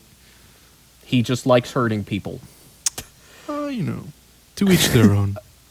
You like Dark Brotherhood. He likes hurting people. God damn it! You like FF7. We all have flaws. Ah! I mean, that's not that weird. No, shut up. What happened? Ugh. Do you know why Nina Williams is wearing a wedding dress in Tekken 7? No, but Okay. it looks pretty cool. I have a fucking story. So you know how Anna hasn't been in Tekken since like 5, right? I was gonna ask, does it involve Anna? Oh man, you're gonna love this. So you know how Anna hasn't been in Tekken since 5, I think, like canonically. Yeah. Well, she's DLC. She's DLC in 7. I'll explain why. So near the end of Tekken 5, she found herself a boyfriend. Anna did, and her boyfriend was a mob boss. However, he convinced her to go clean and stop being an assassin, and she convinced him to go clean. And they were getting ready to get married and have a big, happy family, right? Right. So Nina finds out about this. And Nina, on the day of Anna's wedding to her husband, fucking kidnaps Anna, ties her up in the closet, dresses up as her sister, hence the wedding gown, and shoots Anna's husband, and then goes to the Tekken 7 tournament. That is beyond the level of what it was in any of the prior games.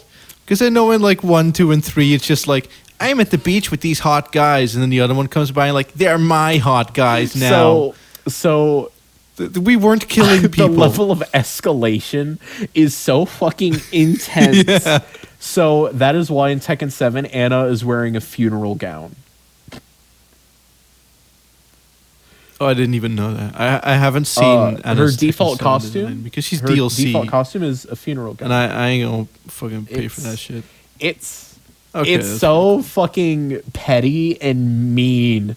Like, Nina, that was mean. Why did you kill your sister? She wasn't even being evil anymore, and neither was her husband. You just murdered a man, Nina. And Nina's like, yeah, well, fuck my sister. Isn't Nina like genetically modified or something? I don't know. All I know is that Steve Fox is Nina's son. She was like in cryostasis, I think.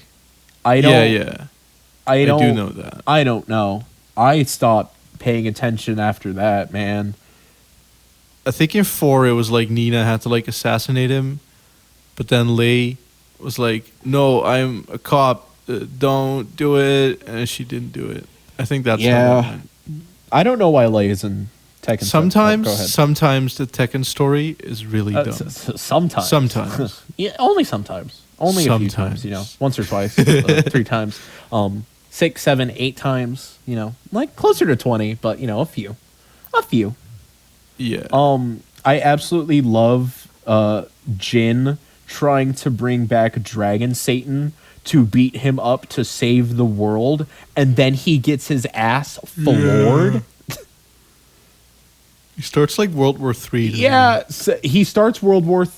That's like he the starts dumbest. World War III. That is there's a lot of dumb shit, but that is the dumbest. He did it all he starts to be a hero, war. and I appreciate that he doesn't get his big hero narrative, and that he's just some asshole in the desert now. Because it's like a horrible thing to do. The worst thing to do. World wars are pretty bad, I think. I've never experienced one, but I have it on pretty good authority that they suck. Like for all parties involved, generally speaking. Yeah, no. Like World War Z, man, that was a rough one. Yeah. I'm a dick. Isn't that the movie with like Brad Pitt where he drinks the cola? Yes, that is. Is my audio being weird? Hold on. Never mind. Keep talking. I'm just gonna keep an eye on something. World War Z is. Your audio has been weird for this entire. What do you mean? What do you mean it's been weird? I mean, as it always is. Okay, you made me nervous. It sounds like you're just like phone fumbling a bit here and there. Yeah, that's because I have a stationary mic. I'm used to you sounding I have this a way. stationary mic. I'm pretty sure that if we ever meet up in real life, you just have like the phone fumbling IRL too. So that is actually just for you, because for people at home, here's some behind the scenes. I have a standing mic that I'm using to record the podcast audio, and this is bumping into nothing. Yeah. Whereas I have Thor on a pair of headphones with a mic attached to my chest, and I am moving back and forth quite a bit, so the microphone's bouncing around. So, I'm sorry, Thor. Like each. Dude, we have had like calls where you're like pacing around your house. I can't sit still. It's like yelling. I can't.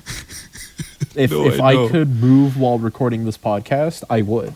I promise you I would. But I can't. So I'm just like making my legs vibrate. That's just how it is on this bitch of an earth. Yo, this ring is blue. What does that I don't know what it means, but because the colors have meaning. I don't know, but it just keeps changing colors, and it's very fucking interesting to mess around with. I think blue is peaceful. You're like chill. You're like happy. I think I am pretty happy. I got shit on an FF7. We could hit up Google. I always feel good after that. Hell yeah. Mood ring, colors, meaning. Amber is nervous. Green is average. Blue is emotions are charged, but you are active but relaxed. Violet is passionate, excited, and very happy. So when it went like purple, you were passionate and excited. I think that's when I was... Which I think was when we brought up Dark Brotherhood, so that's about right. It's a good game. It's super good. Don't even fucking... I am so excited. I don't know. I've never played it. And my YouTube, as far as I have a reputation, it is basically just the guy who plays weird shit and says it's okay. So I might like it. But all I know that Sonic, it does not have a good reputation. I appreciate you. And from what I've seen, it definitely looks and sounds like a not good game. I don't know what it plays I really like, appreciate your brand of... Like, I've not yet encountered a video of yours where you're outright negative, and I appreciate that. No. I appreciate going out of your way to find positives, even if you don't love a game, you're still like, hey, here's like 8 minutes of shit I enjoy. And I like that. Well, it's because I only play things that I know have something I will enjoy. Even if it's something as small as just like a cool level in a game, or just like the UI looking do you know nice. what has... If there's something in it that I know I'll fuck with it, I'll play it and find that thing and explain why I fuck with it. There are games that I know there's nothing in there that I will fuck with, but I just not talk about. I will make a very negative, very shitty video if I ever talk about a fucking like Bethesda game or whatever. But I'll just want. Because why would I put myself through doing that? Do you know it has a really I'm cool gonna level? review Skyrim. Sonic Chronicles Dark Brotherhood. Yes. Does it though? Has a cool level on another planet. Aren't all the backgrounds just these like crayon looking Stop! drawings? No, they look fine. Isn't that it? Is this how FF7 fans feel when I shit on FF7? I don't know. I don't feel anything. I just think it's kind of funny. Whatever. I Let me look up Sonic Dark. It's okay. Well, the cutscenes, the dialogue looks like a fucking Flash game. Looks fine. It looks fine. The backgrounds do look. The backgrounds do look fine. They do look fine. They do not look crayon ass. They look okay. And 3D in the battles is kind of. It's super neat. It's the best. I'm so upsetty. The UI is ugly, though. No, it's not. It's fine. It makes sense. Ooh. Oh. Wait a minute. Okay, Can you believe the Mass Effect people made it? I can. That's such a weird thing when I found that out. It's a good BioWare RPG. Goddamn BioWare. It's a good BioWare RPG. Yeah, but it's such a non-BioWare ass game. It plays like a BioWare RPG. I would have expected like a Japanese developer to be behind it, because that would make sense. But Sega just went to BioWare, I guess. Which, hey, it's a fair good enough. BioWare game. It's one of my favorites outside of Star Wars: Knights of the Old Republic. I've never played a BioWare game. I don't want to play Mass Effect. I was told I would enjoy Mass Effect, but then Mass Effect has like 3 dialogue options, and I'm like, oh no, I'd hate it. Absolutely hate it. Oh. For me, it's how the faces look. The default male Shepard model, his look offends me so greatly that I never wish to touch the series. Yeah. Just like generic, bald, Caucasian, jarhead-looking army man guy. See, I'm like, no, this is anti everything I like, dude. in a protagonist. Visually, I think at you least. might like. I know you can customize. I but think still. you might like Star Wars: Knights of the Old Republic because you don't need to know anything about Star Wars. Is that the one Wooly and Pat did Yes, at one point? and they did a very good playthrough. And it was like a 500 part LP. A little under 100, I want to say, which sounds about right. Okay. I I didn't watch it, but I just remember seeing the thumbnails appear in my subscription box and be like, dang, still going. Oh, yeah. But that game, from what little I saw of that, does look like I would Dude, probably it's like it. such a good RPG. But then I don't really give a single flying fucking shit about Star Wars. And you don't have to, because it takes place so far in the past that it doesn't matter. That's another negative video I could make. Shitting on Star I thought Wars. you were going to say Knights of the Old Republic because I'm like, Thor, don't do that. Oh no, just like shitting on. I've had one Star Wars experience, which was when I think it's the Phantom Menace, Episode 1, the Phantom Pain, the one with the little boy in the desert. When that one came out, and my dad was like, "Oh, I watched Star Wars. I'm a boomer in the '70s when it came out, and you will watch this movie with me, my son." And it was the most boring fucking thing I've ever had to sit Here's through. my hot take. I hated that movie Here's my so hot take much. on Star Wars. I don't like a single one of those movies, and I think they all age like garbage. I love the expanded universe, though. Expanded universe is pretty kino. Maybe. Like, But that movie was excruciatingly boring. It was more boring than Final Fantasy: The Spirits Within. It was incredibly dull. I did not enjoy I don't even watching it. hate The Spirits Within. I just don't think it should have been called Final Fantasy even a little. It has nothing to do with... Well, there's a sit in there. Because the thing with Final Fantasy is the name carries with it expectations. And when not a single one of those expectations is met, you're in trouble. Yeah. If it was just called... That was the thing that, like, bummed me out so much as a kid. I was like, oh, Final Fantasy movie. And just nothing about it, even just, like, aesthetically or thematically or just, like, how anything sounded or looked, it echoed nothing of what I liked about the games. And I was just excruciatingly bored And that's the issue with it, because it is a little bit of a boring movie, but if you get rid of the Final Fantasy part and just call it The Spirits Within, like if it was just Square Enix's The Spirits Within, it would have been like a 6 out of 10 movie. Yeah. But because it carries the Final Fantasy burden, it drops to like 2 or 3 out of 10. Easy.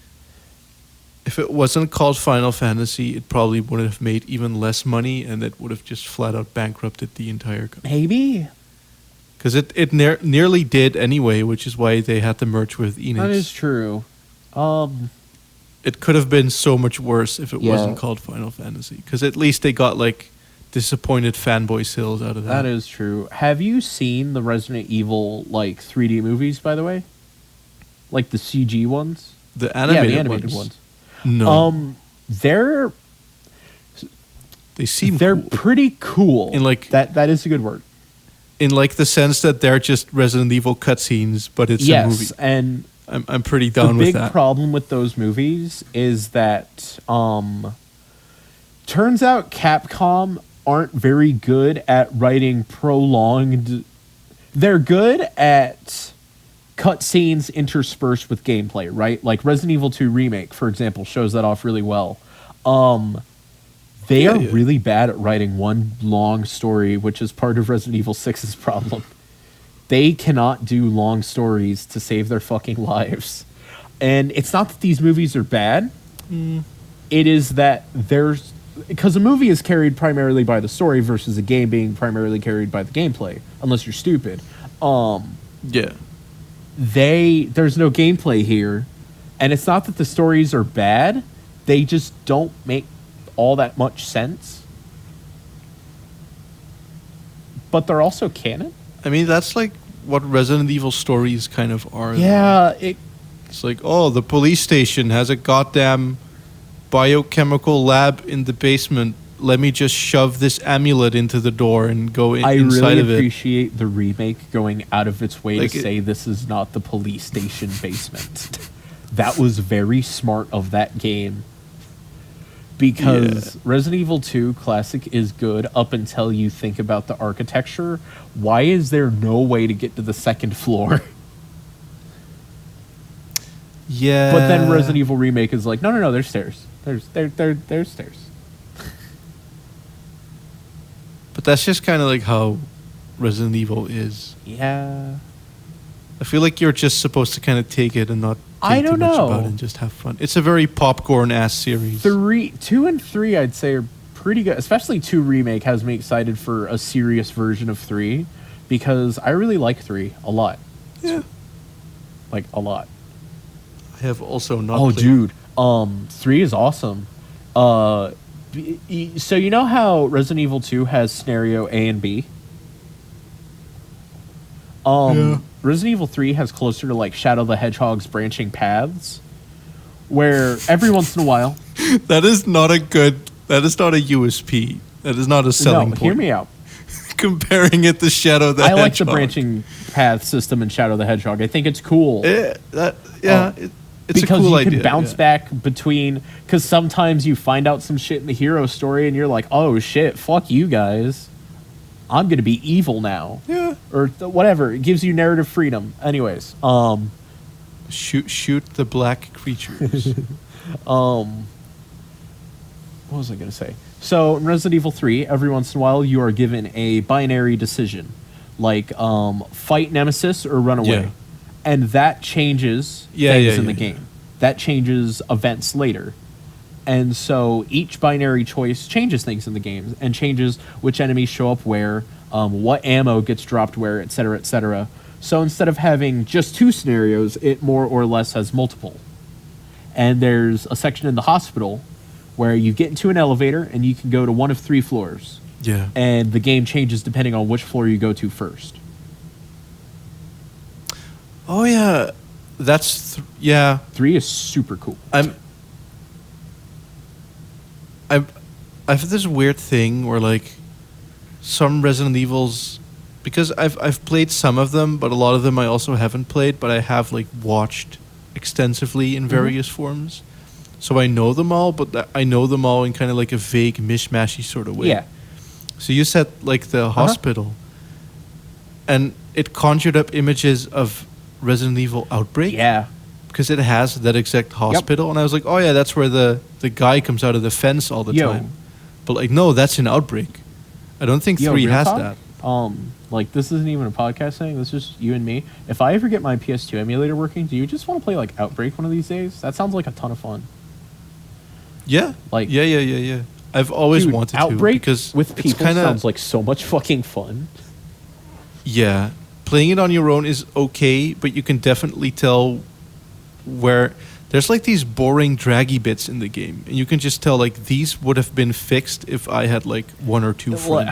I feel like that'd be cool. So I am definitely down to do that. I'm really hoping that Outbreak gets a remake because Outbreak has a ton of cool ideas. I love the level in Outbreak that gives you a Mr. X, and it's like, here, deal with it.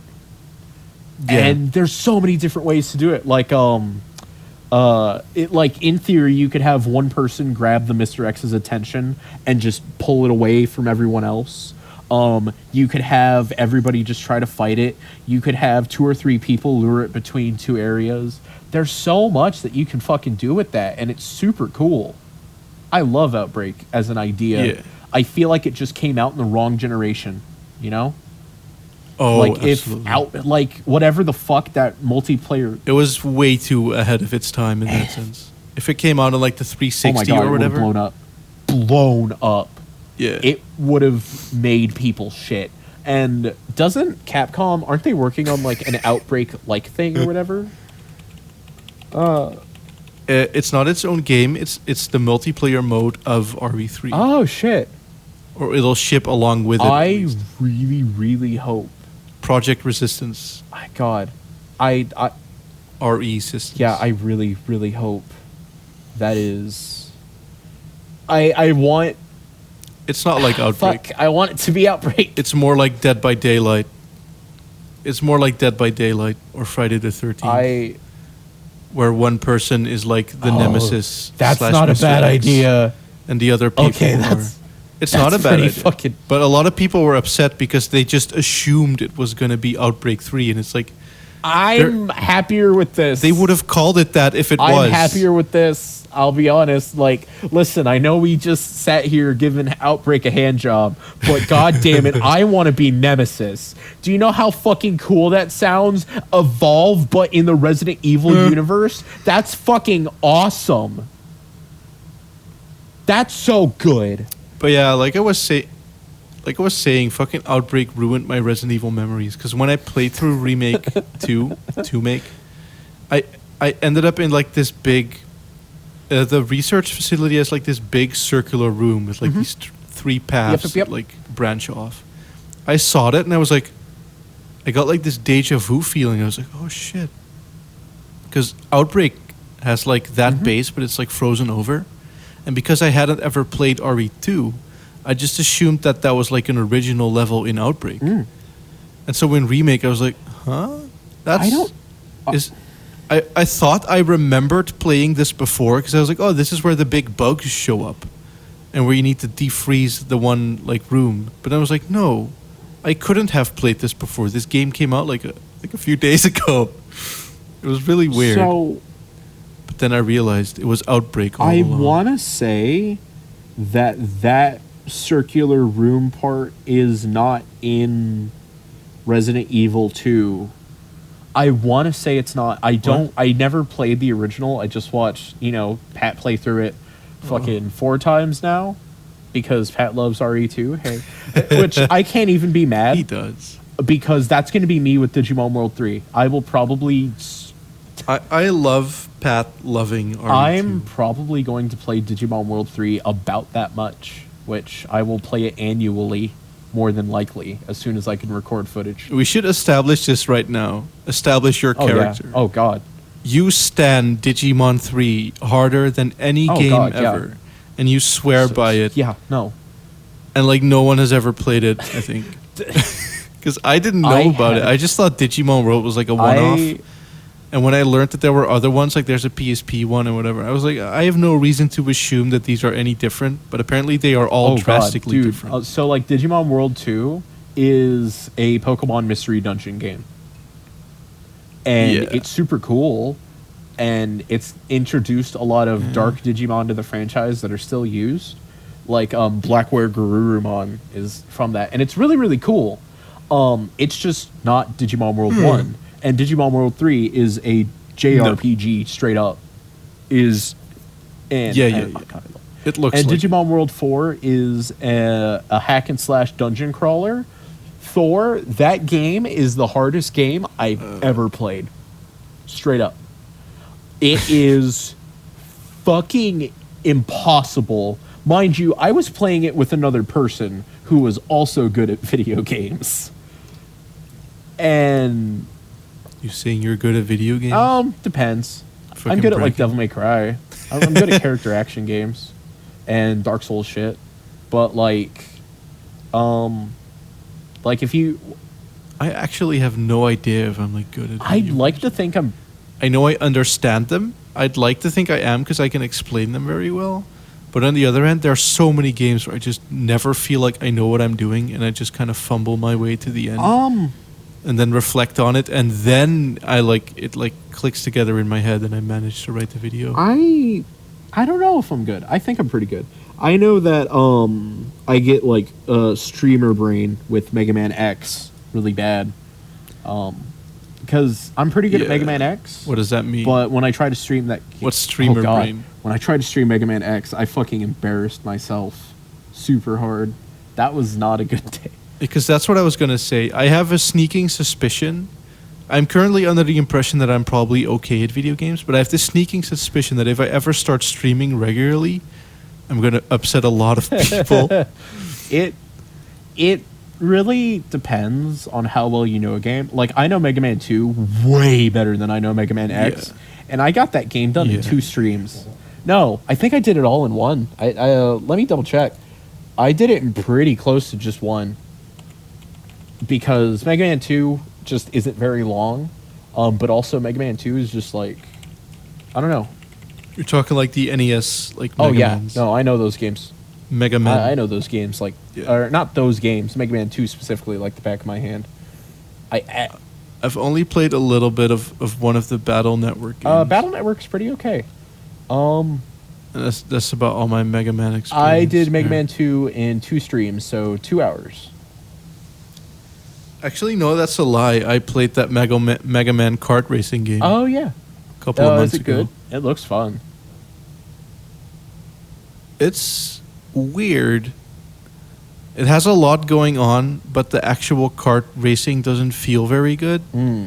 So it's kind of like, well, you got these car customization RPG elements and all this kind of shit, but what it's building towards isn't great to begin with.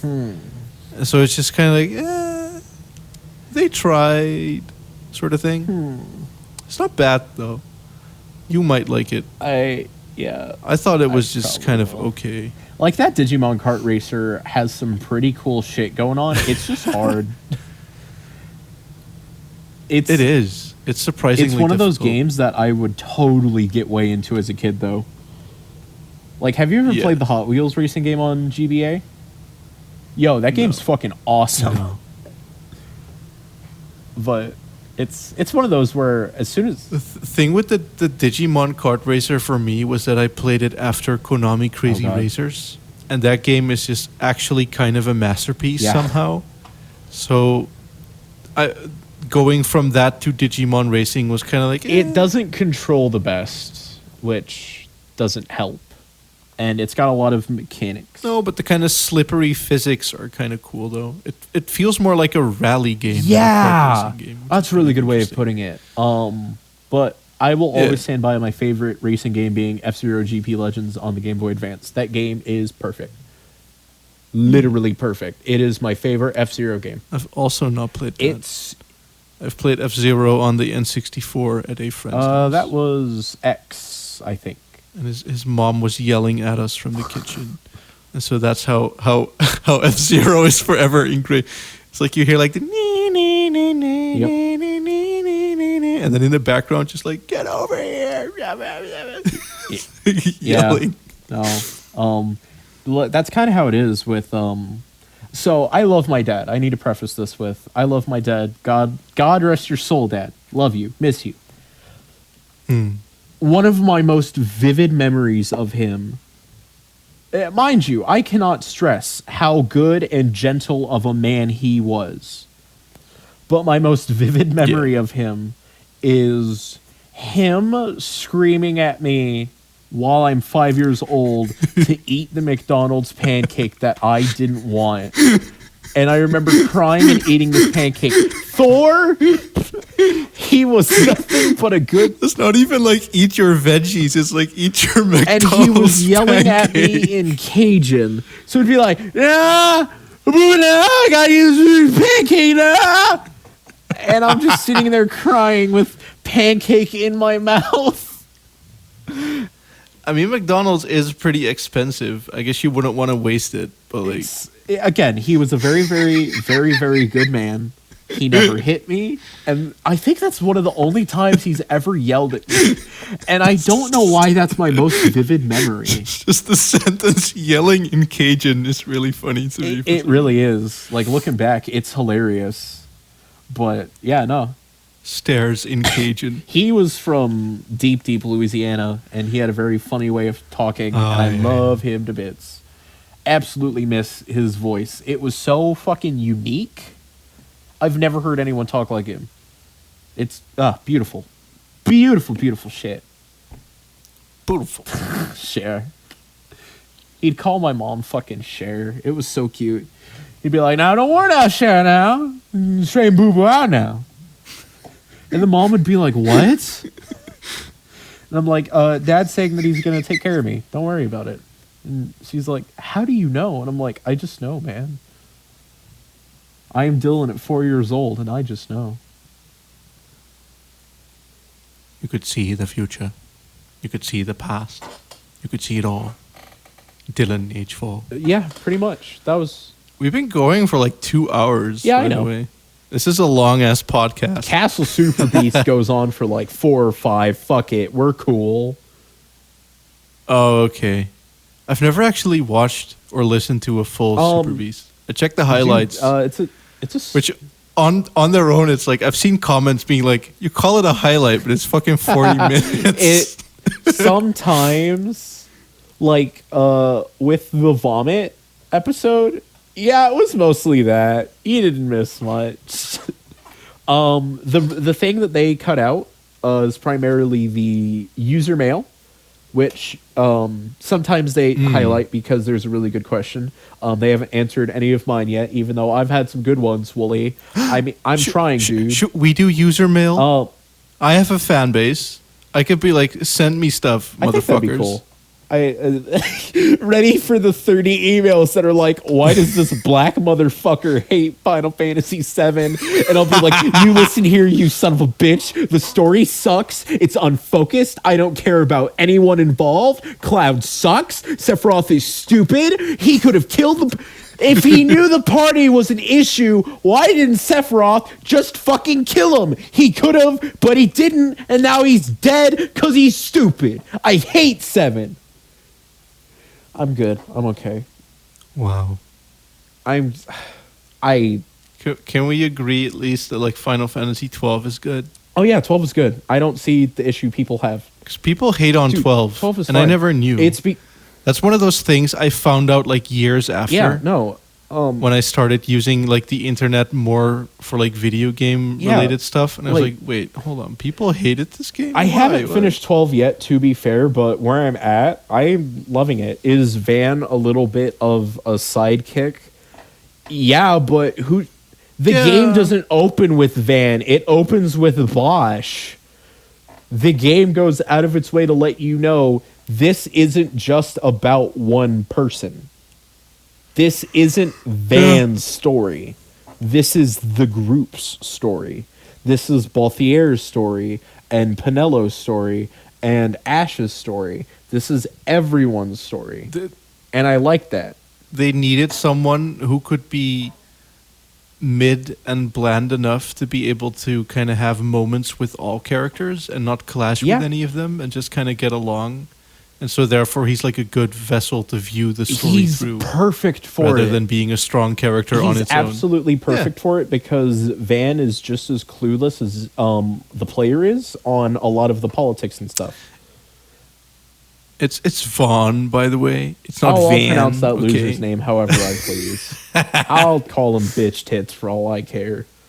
He's also super fun to play in Dissidia, I should mention, because each of his attacks is a different weapon type from 12, and it's...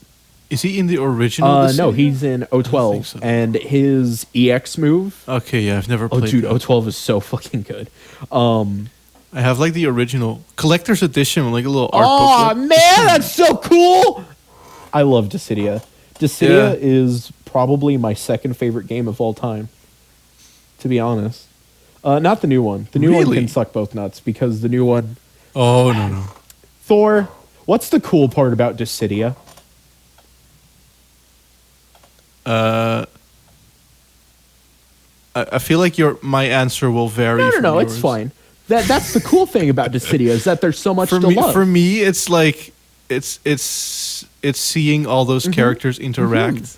Yeah, and having like cool remixes of the songs and the worlds and the stages, and then on top of that, having like a pretty fun, really weirdly unique like arena type fighter that doesn't really play like anything else.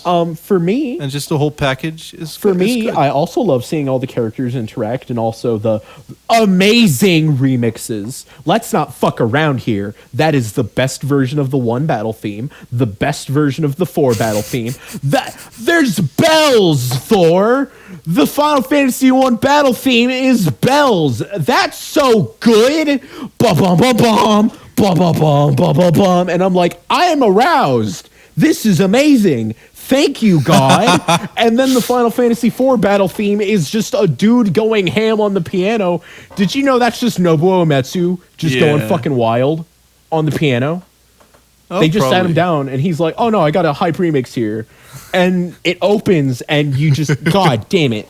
I love everything about Dissidia. And as a nerd who both likes RPG mechanics and fighting games, the fact that you get to make your own fighting game character fucking gets me going in the morning, Thor. Also, the supers, the EX bursts, are the most fan servicey shit ever, and I gobble it up. Num num num num num num num. I love it, right? I don't even like 7, and I like Sephiroth Supernova. That's pretty fucking awesome. Because it's the Niflheim moment, it's the you suck at Final Fantasy VII moment, it's all of the Geneva shit. There's so much in it that makes it amazing. Hold on. Niflheim is Final Fantasy 15, bro. What the town that You got it. First you mispronounce Vaughn's name, and then you start mixing up 15 and what's the and 7. town from 7, the one that burned down or whatever? Nibelheim. It's similar, but ain't the same thing. Niflheim is like the evil empire from 15. The Nifs, as they call them. Which sounds kind of gross. Bitch. How you feel about 15? Is 15 good? 15 has too much going on, and it is 3 games in one. A little bit, because yeah. at first it's about Absolutely, yeah. At first it's about getting the legendary weapons to become king, but then fuck all that. And then it's about And then it's about the summons. And then but it's then about fuck all that. Go to the Like, yeah.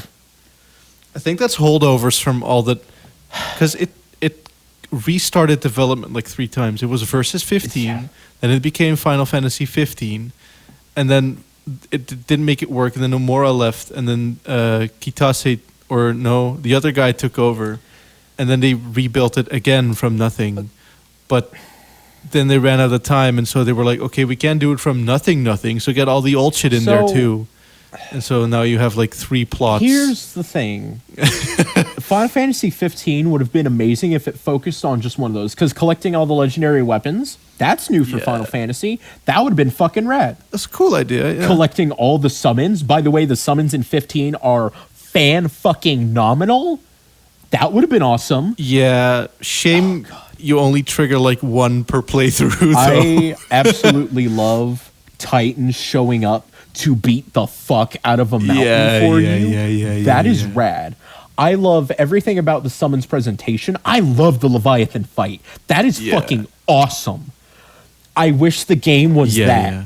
Like, for me personally, my preferred version of 15 is collecting the summons. I would have preferred that, because that The Leviathan fight and the final boss battle are what the Versus 13 trailer looked like. Dude, that Leviathan fight's so fucking cool. You're fighting a boss. And it doesn't really work necessarily. Like, it's kind of janky, but like the coolness of it is still like cool enough where I'm like, yeah, you know. My problem with the final boss. Fuck that turtle boss, Dude, though. My problem with the final boss is Ifrit. Really? Ifrit? I feel like the whole like the actual ending is like good, but like the lead up to it is like really weirdly mispaced. Dude, anyway, why is Noctis old all of a sudden? the whole like where did the time skip and stuff?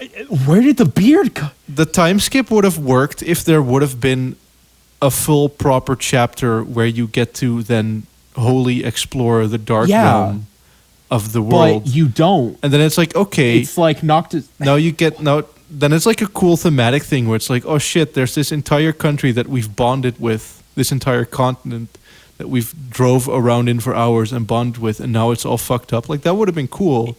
But you don't do that. You just go to like a gas station, then you fuck I off. will say that It's like, okay. Bahamut in that game is probably my favorite version of Bahamut ever. I don't think I've seen Bahamut in that Dude, game. it's just a big ass dragon knight that summons a fuck zillion swords. It's so cool, but all Bahamut fights is Ifrit, and it's like, this is a one-sided fist fight. Like, Bahamut comes in, and it's like gliding around, and it waves an arm, and an ocean of light swords shows up. And it's like, this is the shit. I would love a Final Fantasy movie that's just watching summons fight. I would love to see the Knights of the Round fight Bahamut. I think that would be the shit. Correct me if I'm wrong, but that would be fucking awesome. Just an... Is it Knights of the Run from Final Fantasy VII? Are you saying that's an element of Final Fantasy VII? That's cool. I don't think it's good. I think it's interesting. The one thing I will say that I like about Final Fantasy VII is the thieves in that game actually have a pretty high steal rate, and I appreciate that. What an obscure thing to be like. Well, yes, because in every other Final Fantasy like game, this. they don't steal shit. Oh no, they stole 2 gil out of my 20,000.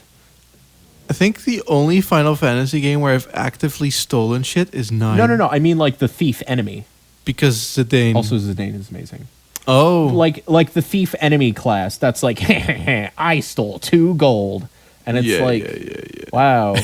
Oh man, you got me. Meanwhile, the thief in 7 is like, yeah, stole 300 gold in a potion, and it's like, oh shit, I need that. Stole 10 mega phoenixes. Oh shit, I you. need that. And then the next turn, he'll fuck off. He'll be like, cool, got what I want, bye. Yeah, run away. That's really cool. I've never seen a Final Fantasy game do that. And that's the only part of 7 I liked. And then I fought the Monster House, and then I turned it off because Monster House is dumb. You know what the lore reason for that is? Yeah, because people... Is that because people are so poor and homeless? Yeah. The monster Yeah. is like, I'm going to disguise myself as a house and lure fucking homeless people. Yeah, I heard about that in and my eat them. Patch Wolf video. Wow. Oh, man, that's so deep. Oh, I knew that just already. Fuck the Monster House. I like that video. It's a good though. video. It's Wolfie well did made. a good job. I love iPatch Wolf. I love you, John. I just hate Final Fantasy VII. Yeah. And he sure was persuasive. He sure tried. He stared into my soul and said, "No, there's cool shit in this game." And I went, "No, there's not. There's really not. Why is it bad? It didn't gotta be." But what about the town that's a giant gun? Okay. You cannot hate on the gun. If you like the gun Digimon, you must also like those the gun things town. are not congruent. No. False. No, You are no. gaslighting me, sir. I don't know what that means. If but- I recall correctly, gaslighting sure. is feeding someone false information. Oh. So, like, Isn't that lying? Yeah. Or just like politics? Oh. It's being like, climate change isn't real because California is still hot. And it's like, Yeah. okay. It snowed in Aspen today, so therefore, I think Global warming isn't real. It's cold I don't as care that hell the in Philippines Midwest. are drowning, and that like Australia's burning, and that like half of like Africa was on fire. Yeah. It snowed in New York the other day. It always snows in New York, Mhm. actually. Pretty sure the climate is fine. New York is actually a pretty wintry state. You'd be surprised. I guess so. I've never been there. California. I hate snow. Oh, though. I love snow, dude. Snow is nice when you're like inside and you look outside and you're like, heh, snow. But when you have to be in snow, it's like, oh no. No, I disagree. My shoes, my face Uh-huh. hurts. Yeah, but you like cold Oh, weather. fuck yeah. I don't. While I was in California, Iowa had one of the worst blizzards it's seen in a while, and I am upset that I missed it. But hold on, California is like the sunny Yes, place. it is. And right when I left, it was like 80 degrees, and I hated it. I don't know if that's hot or cold or not. I don't do Fahrenheit. Let me get a fucking converter. I know 100 is like hot. F2. I think. Did you just burp on podcast? Who gives a fuck? Bro. You can cut it out if you want. No, it's fine. It's too late. We ruined it. It's like 26 Celsius. And I prefer the temperature to be like negative 23. I'm that crazy asshole? God. I feel like around 24, 25 Celsius is like my sweet spot. Above that, it's like I can't fucking walk around with getting like sweaty in a way that's uncomfortable. Yeah, no, that's... And below that, it's like, you know, let me like fucking... If I can wear a jacket in the evening, but go outside wearing a t-shirt during the day, it's like, okay, this is cool. Nah. If we could be in that zone for like all year, I'm happy. But I don't think like seasons work that way, regrettably. So there's a few American states like that. Like California in the winter, nights get like jacket weathery. If you're a coward, but I'm not a coward. I'm powerful, so it's t-shirt weather. So you like cold weather? Oh, love it. Dude, obsessed with it. But you still go outside in t-shirts? I'd love to. Yeah. I like it when it's cold enough to be dangerous. That's not even a bit. Like, you know when the news says, hey, you will die if you go outside. I'm like, cool. I'm going to go build a snow fort. And then I don't die. I think. Am I dead? Do you ever just have that worry where it's like, am I dead?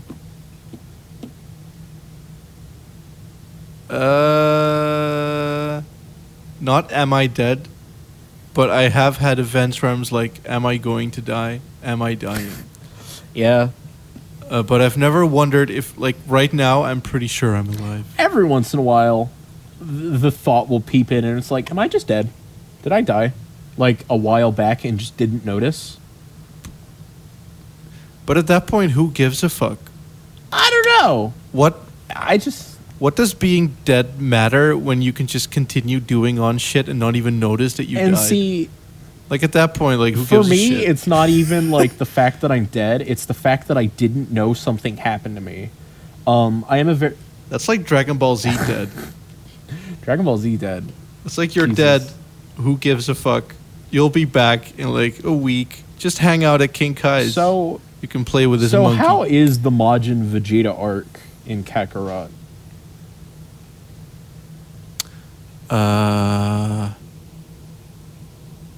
The Boo arc in general feels a bit rushed compared to the other ones. It looked like it kind of.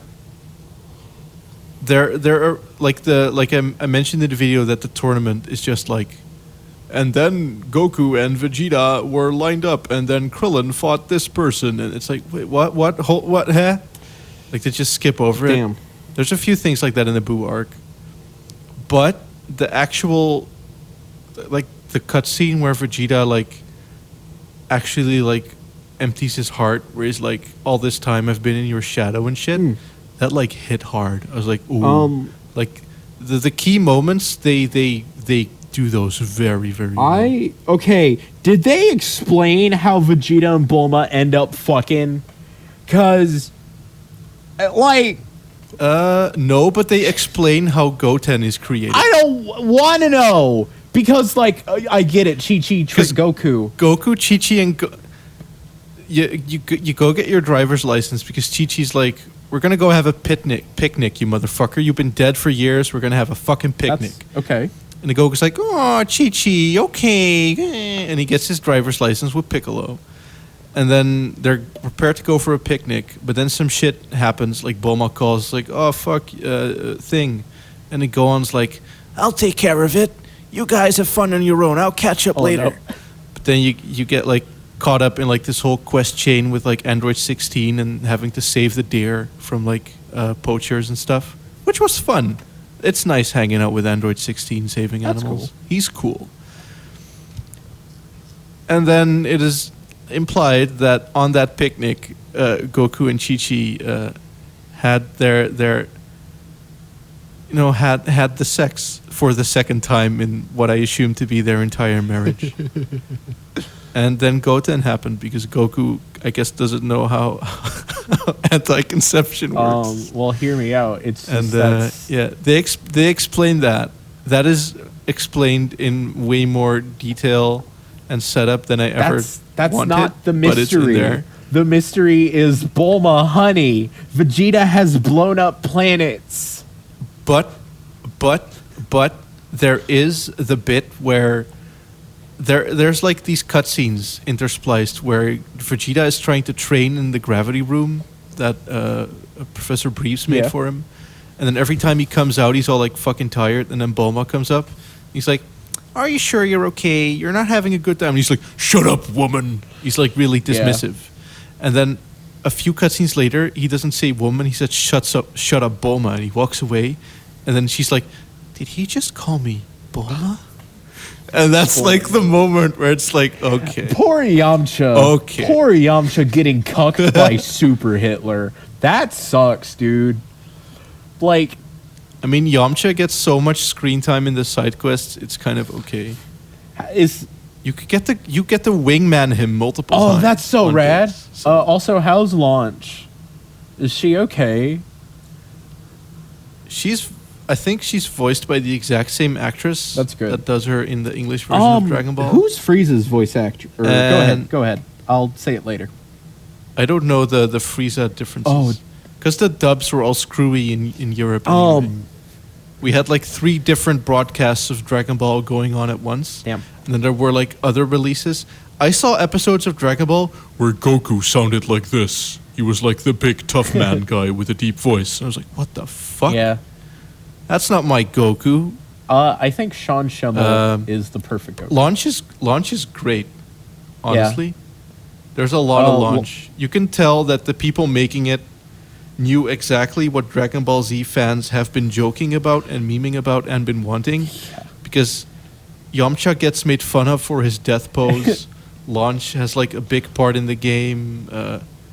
Goku straight up says to Launch, like, "Hey, did someone forget about you?" And shit like that. I know. That was a good bit. It's very on the nose, like, "Hey, Dragon Ball Z fans, hey, we read the forums." So the thing with Frieza is, because it's not that there are multiple dubs over here too, but the Funimation dub really took off. That's the Sean Schimmel one. There was also. Yeah, no, that's the canon one in my head too, because that's what all the games sound like. There was also the Kai dub, which Kai changes. Yeah. Kai got rid of one voice actress who.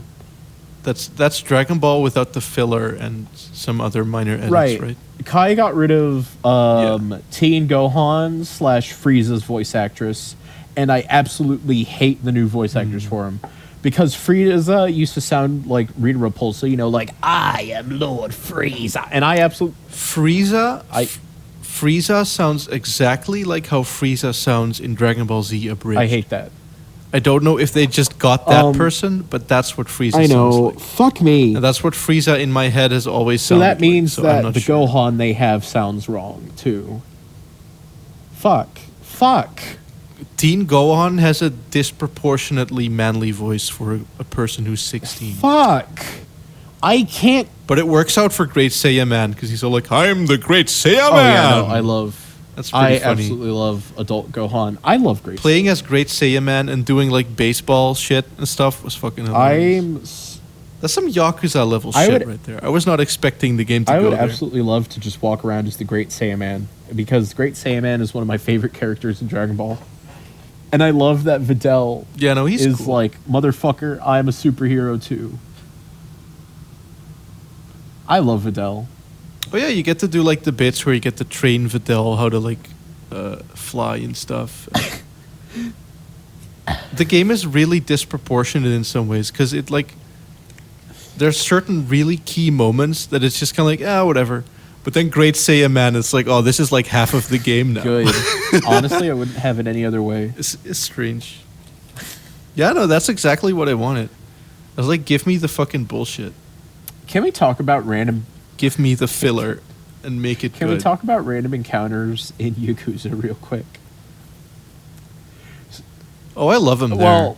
Well, I love them too. They're so funny. Let's just. We're just like walking and it's like, hey, old man. And it's this guy like, all right. It just comes at talk, you. Right. Like, okay. Like, especially in, let's say, Yakuza 1 near the end where shit gets serious, right?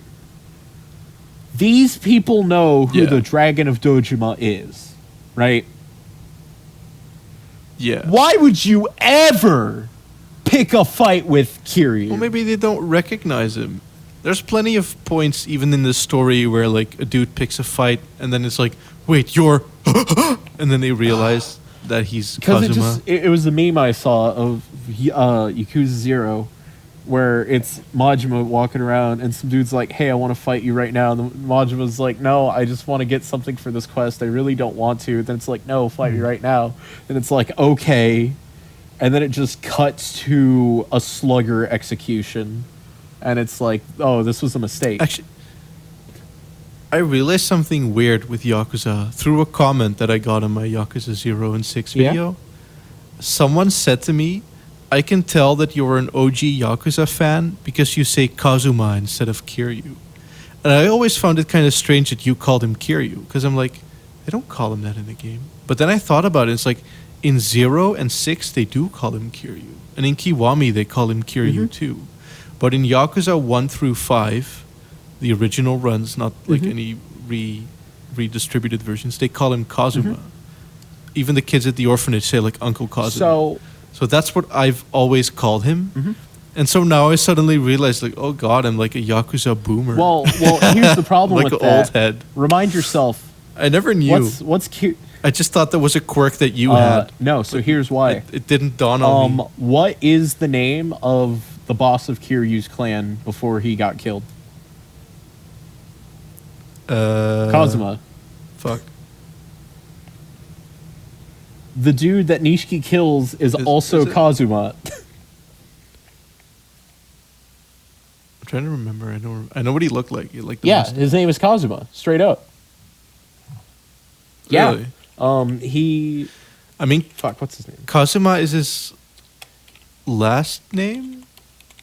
Because I know with Majima is his last name. His first name is Goro, but you call him Majima because Japan just kind of be that way. Yeah. Because Shintaro Kazuma. Or no. That's a different Kazuma. Oh yeah. There's so many fucking Kazumas. So Kazuma is his last name and Kiryu is his first name. Yeah, it's Kazuma Kiryu. So it is 100% just a clarification thing. For us, it would be Kiryu Kazuma. Yes. If you were to localize the order of first name, last name. Yeah, okay. Shut up. He is Kiryu. He is handsome. He's so fucking beautiful. He fishes. He takes care of children. I just want him to hug me in the morning. Oh, no, he's great. Oh, my God. I want him to read me bedtime stories. And just go, in understanding. I am so...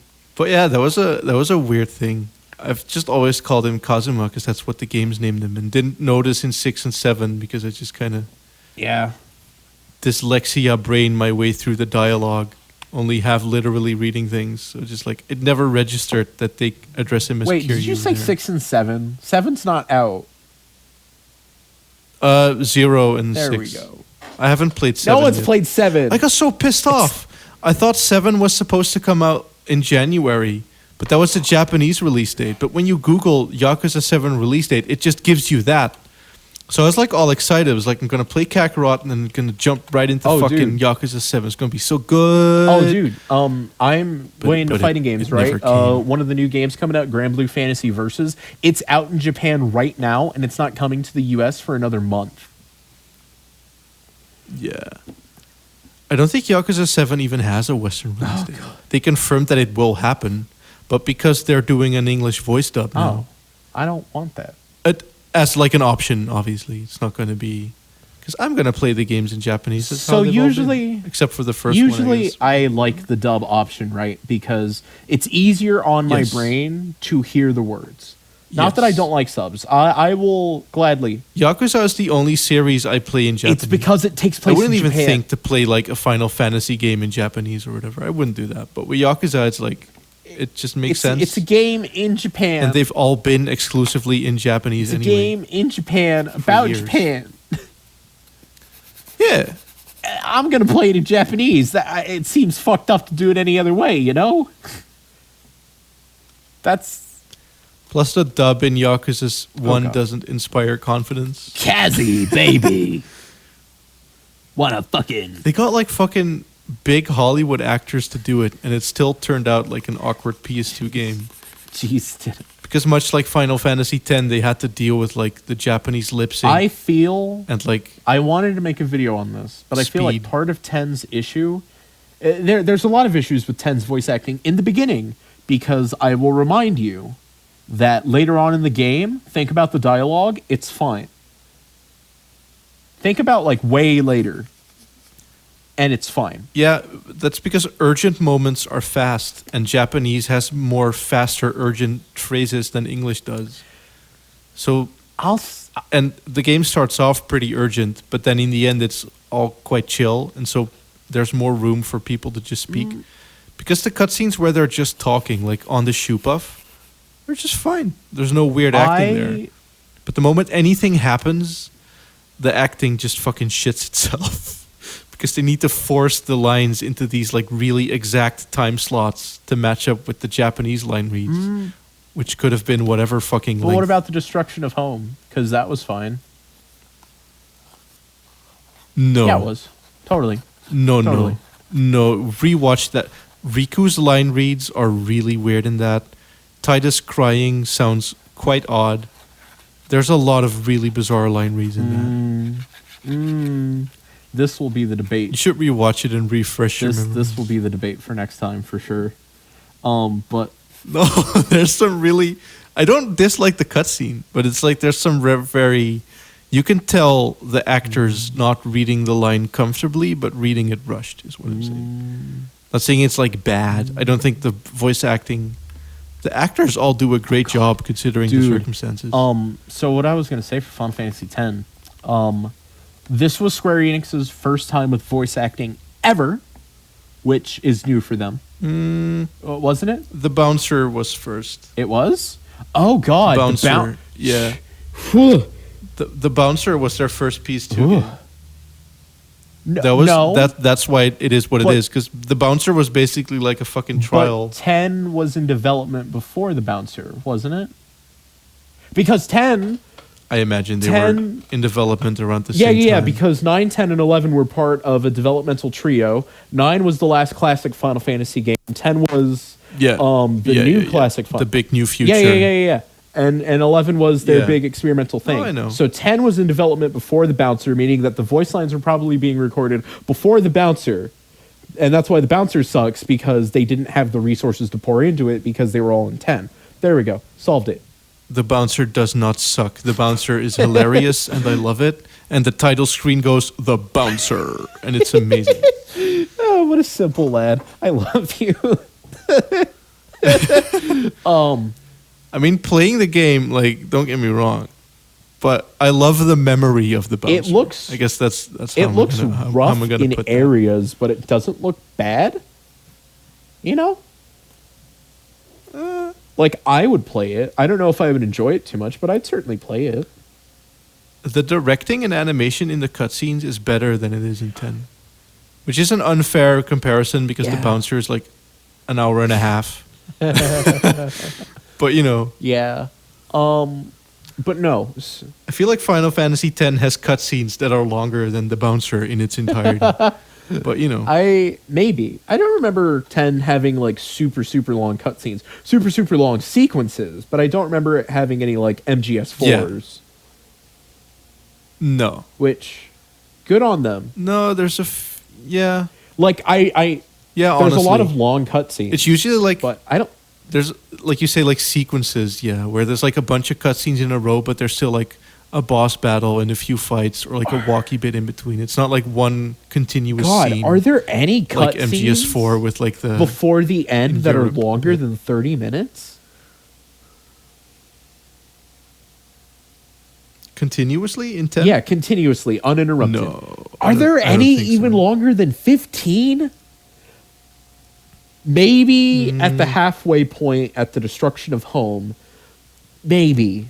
I'm trying to the conversation cutscene of them on the shoe puff is quite long because they talk about the whole history of how the cities flood. And I think that's closer then to... Waka's all like, they did it to defy God, and then Titus is like, nah, man, it's just convenient with the water, and they talk about the stuff. That's quite a beefy cutscene. In the beginning, there's a lot of long ones, a lot of long bits. And They're stuff, all back to back, though. like Riku and Titus. I will Yeah. say that 10... But there's still stuff happening in between the cutscenes. God, 10 has... I want to say I remember 10 fondly, but then I think back to the first few gameplay segments after... Not the first few, but like the intro is really strong after the Blitzball game. Like that whole panic is good. I hate that temple with Riku. Yeah. That is awful. I remember... It's really short. It's short, but it sucks. It fucking... What are we talking about the underwater temple or just a bit where you need to find a bit of bush to make a fire? I'm talking about the I need underwater food. temple bit. Remember with that one boss? Oh, yeah. That is really short, though. It's like a hallway, a circular room, one more hallway, and then the boss I think battle. there's also a puzzle in there. It's barely a dungeon. I don't know. Well, you click the X button on the screen, and then Titus punches it, and the door opens. I guess that's a puzzle. I don't remember that by section. some I'll be metric. honest. I haven't played the beginning of 10 in probably 6 years. Because I've played 10 since, right? But I've never played it from the beginning. Oh. I'm the opposite in that I've played the beginning of 10 hundreds of times. Oh, never mind. Yeah. But only so I'm played talking through the shit. whole game maybe like twice. So, speaking of replaying games, Kingdom Hearts 2 is a pretty okay game, right? I like it a lot. Me too. I forgot that the beginning part of that game, because I played it like 2 days back. I hate that Roxas section, dude. That fucking drags. Oh, really? Oh, man. Trying to make money. That might be actually my favorite part of the whole game. See, I love how we keep having these things where we like one thing, but you hate it for the reasons that I like it. Happens. And vice versa. Where I'm like, dude, I don't give a fuck about the battle system. You're like, no, No, it just like, it took me, I think, a solid 2 or 3 hours to get through the Roxas section. it's really long. And I'm like, dude, fuck that. It is Why long. is it so long? People compare it to the tanker chapter in MGS2, but it's actually longer than that. But I like the Tinker chapter in MGS2, though. That's the difference.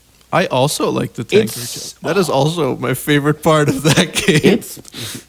Actually, is it? Yeah, probably. I think it's my favorite just because it's the most MGS. Because it's not that MGS2 isn't MGS through and through, but when the bosses start getting introduced, it becomes kind of its own thing. Yeah, and the tanker chapter is literally just MGS1, but graphics. God, I actually Which was the intent. haven't finished MGS1 Classic. I tried playing it on the PS1 years and years back, and that first part of the game is fucking brutal, dude. MGS1 is hard as fuck. Like, trying to get into the elevator. Once you get to the DARPA chief, the game's easy, but everything before that is like hard as balls. And it's weird. It's so brutal. And I'm like, how did people... I died like 10 times just on the first trying screen. to get It's to like, that what is- elevator, what the fuck? and there's just like 8 dudes with assault rifles, and you have an ass. Nothing. Yeah. You've got a pretty cool looking suit, and that's about it, champ.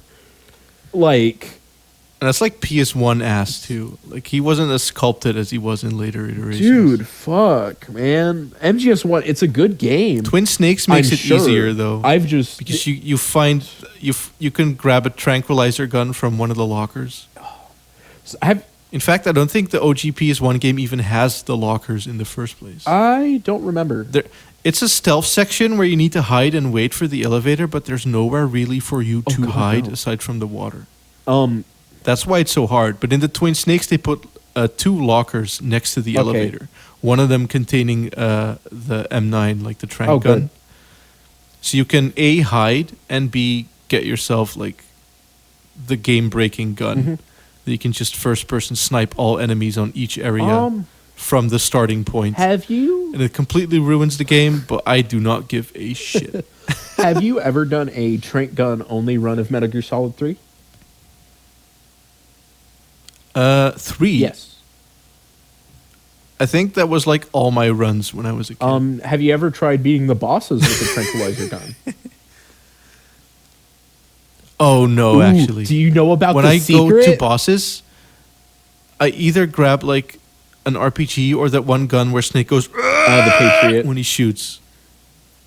No, not the Oh! Patriot. It's the one you Yeah, that find one. under the I know the rickety one you're woody talking about. drawbridge. Yeah, that one.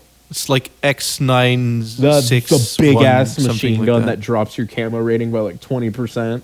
The machine gun that has so many bullets in it that the bullets go out of the screen. Like the bullet bar is so large. That gun, like, man, fuck playing Metal Gear Solid as a stealth game. This is stupid.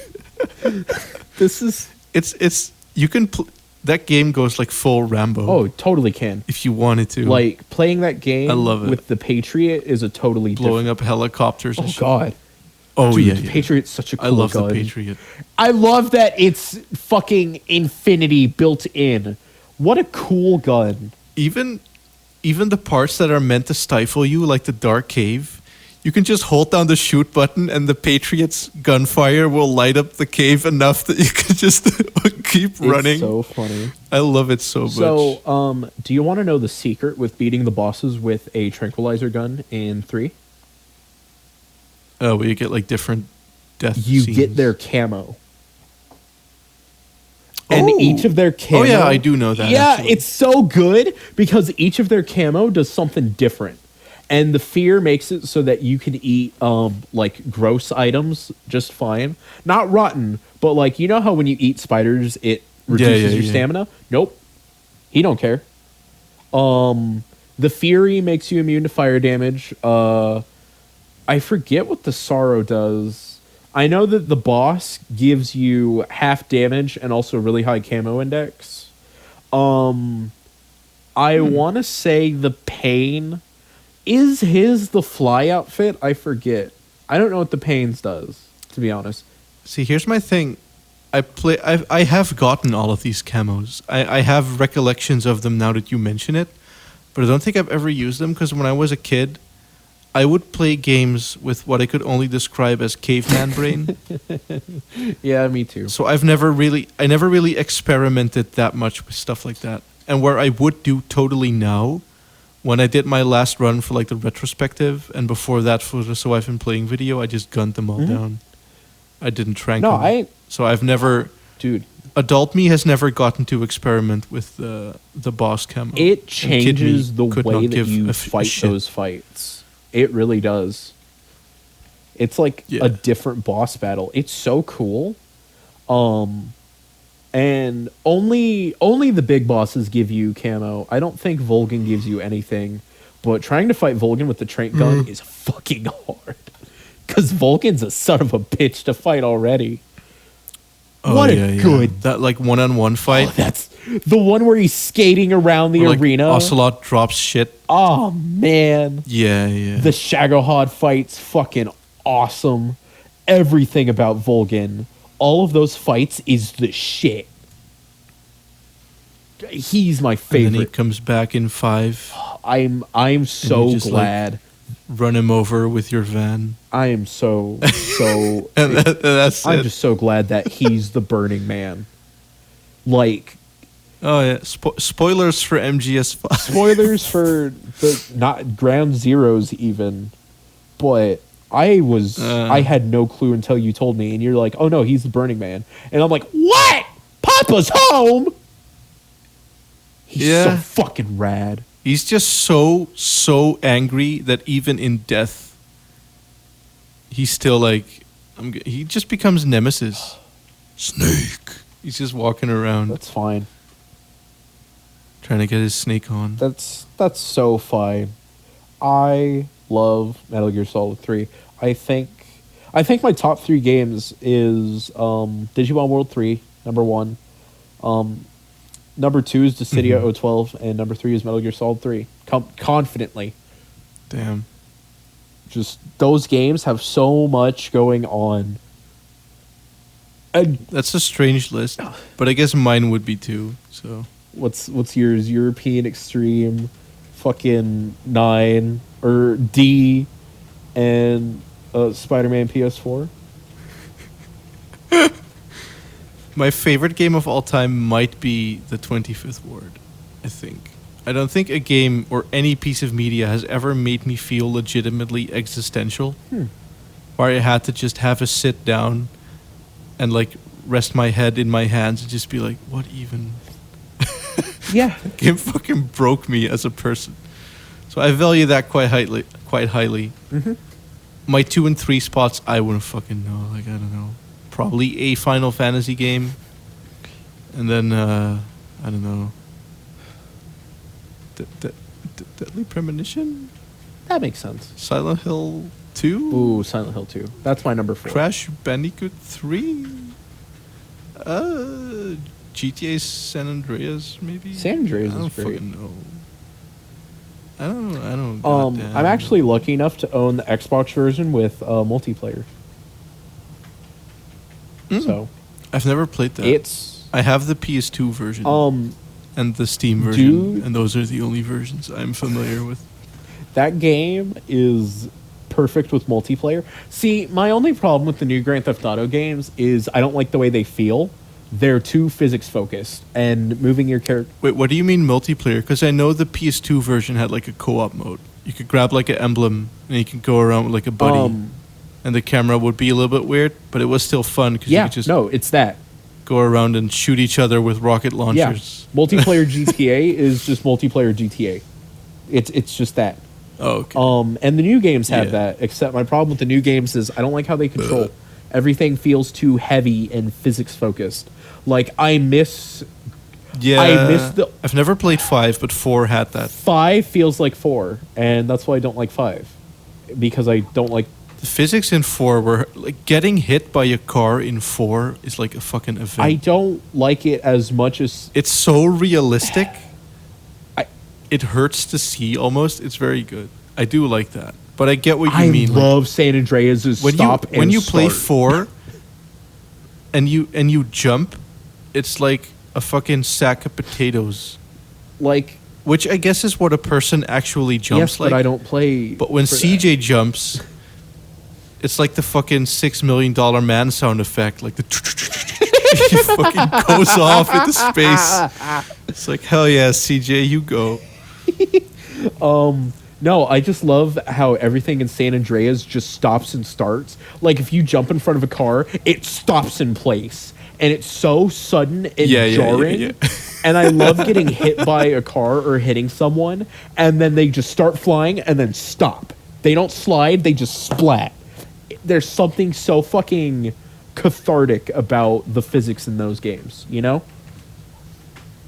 You know what's funny? Since I started making my own game a few weeks ago, I've become very aware of like texture wrapping and like how models collide. Oh god, yeah. Because at first I was like kind of obsessed with that, because when you make it, you're like on top of it closer than the player will ever be, and so you're like, oh no, this texture doesn't align perfectly, and then I played Kakarot and I saw this little like you have these fishing spots and they have like the little wooden is that a pier? What do you call that in English? Dock? The wooden piratey a dock. And like you could just tell that it was just like the planks and the textures just like slapped on and poorly aligned and just like shoved into the ground, and it just kind of clips through it. I'm like, yeah. And then I saw footage of GTA San Andreas and Vice City in like a video that I watched. God. And I was like, I'd never really vividly noticed it, but those games are box world. Oh, it is dude, those games, cube shapes with minimal extrusions and just pictures of buildings slapped onto them, and it works. And that's when the game dev part in my brain unlocked, where I'm like, no one gives a shit.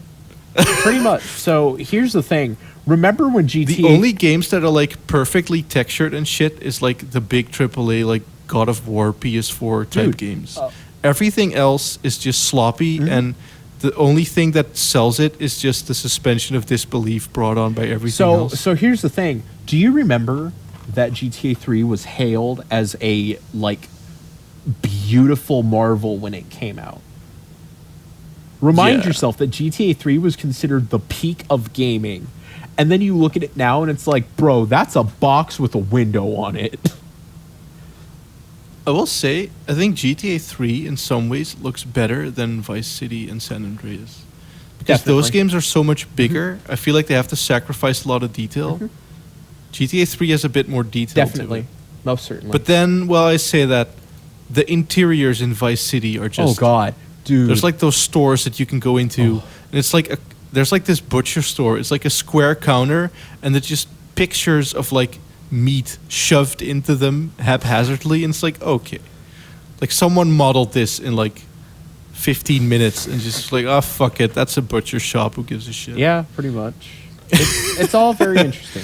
But then I guess when you make like an entire city, you kind of get to that point where it's like, dude, come on, I've made so many buildings, just give me this, just let me cut some corners. Yeah, pretty much, but that's how it be.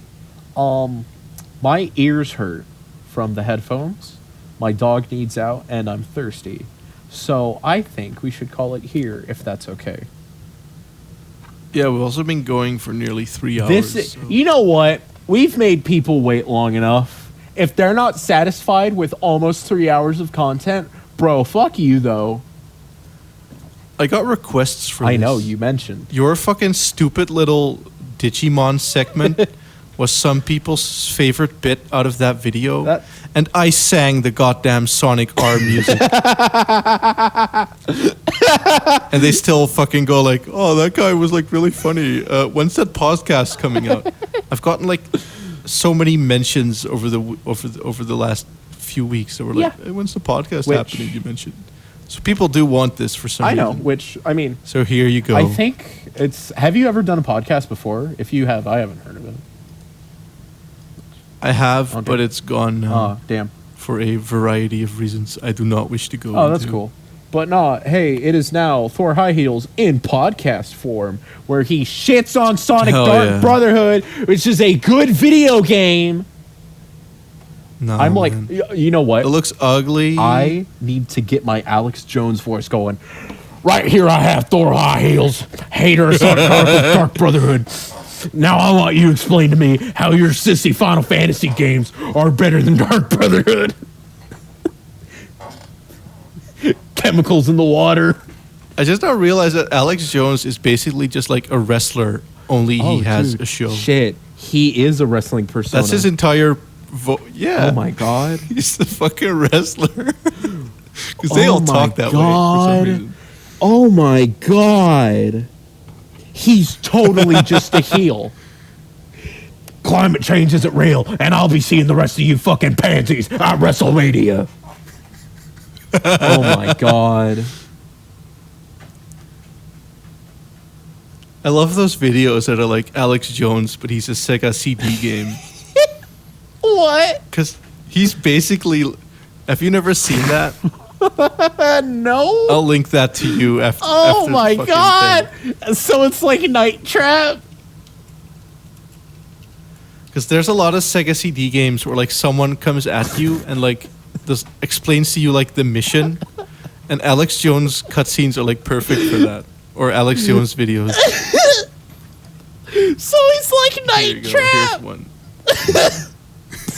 Yeah. Oh my god! I see it in my head.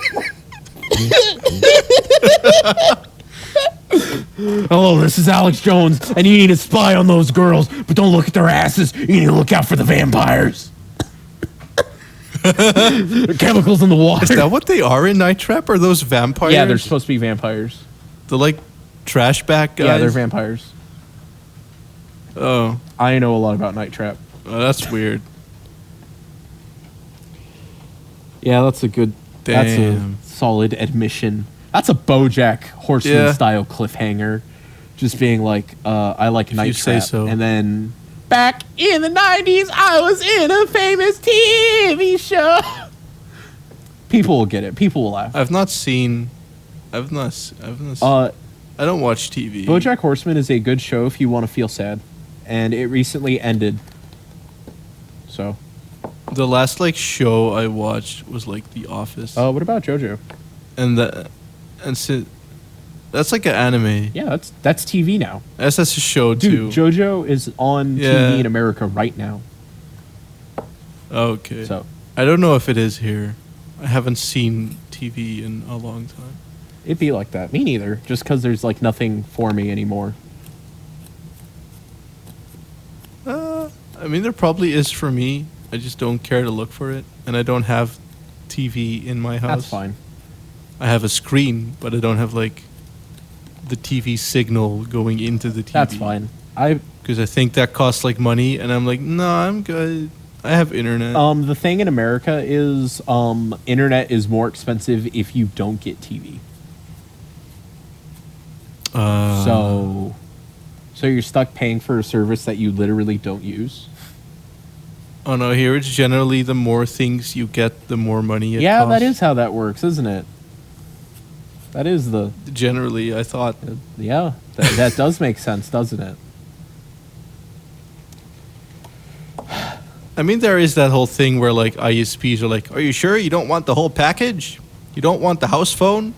Like, why would I need a fucking... I have a mobile phone. Why would I need a phone?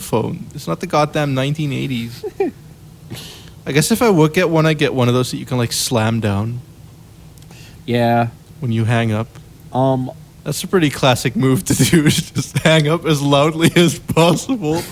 That's pretty good. I don't really need it. I'm honestly bothered by the new era of hanging up loudly, which is hanging up so quietly the other person doesn't realize that they left. That fucks with me. Just ghost them mid-call. I've had that happen. I've never done that to anyone. No, but I've had it happen to me. That's a pretty savage move. It's panic-inducing. Because I'm like, shit, they've been gone for like an hour. Old. Oh, that's good. Oh, yeah. No, we're going to call... I'm going to do that to someone now. Thor. You've inspired me to commit this crime. Stop, not me. No. No, not you. Okay. Just like pull it on someone where it's funny to do who won't notice, like my dad. Just keep rambling and I'll That's so mean. fucking hang up. That's Thor. No, that's how you... No, but my dad is the type of person who will just rant about stuff that he knows I don't care about, but he'll talk about it God, anyway. I feel so fucking called out. That's just... Whereas like, oh yeah, I bought this really nice melon. It's so juicy, and I cut it up and I made a smoothie out of it, and then he gives like this really detailed smoothie description, and it'll go on for like an hour, and then by the end of it, he'll like end up being like, and that's why I bought a motorcycle secondhand and then sold it, and then now I have this like Logitech speakers for my PC, and it's like, what? Because my dad just goes on adventures. He goes outside, he finds things, he enters random buildings, and things just happen to him. Your dad... And sometimes it's really entertaining, but sometimes it's also like, bro, I like really do not give a single fuck. Is your dad just a modern any video of game this. protagonist where it's like, explore the derelict building? Kinda. My dad is both on the autism spectrum and he has ADHD. And he's also quite old and he's done a lot of drugs in his day. So he just goes. What an interesting existence. He just leaves the house and just goes.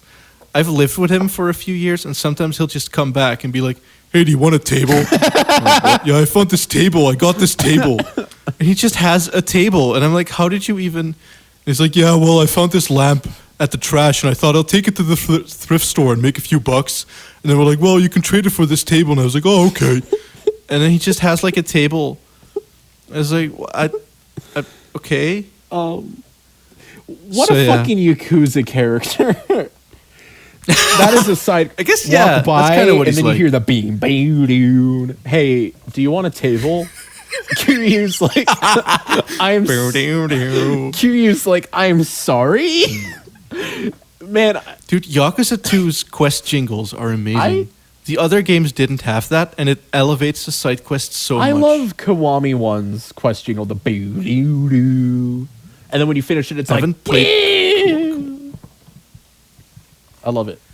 We should quit though. Yeah, we were gonna quit, but we keep talking. It happens. So, say goodbye to the audience. It'd be like that, Mr. Thor. Goodbye, audience, Mr. Thor. Goodbye, everyone. Later, farewell. I'm gonna hit the stop button now. So bye, bitch.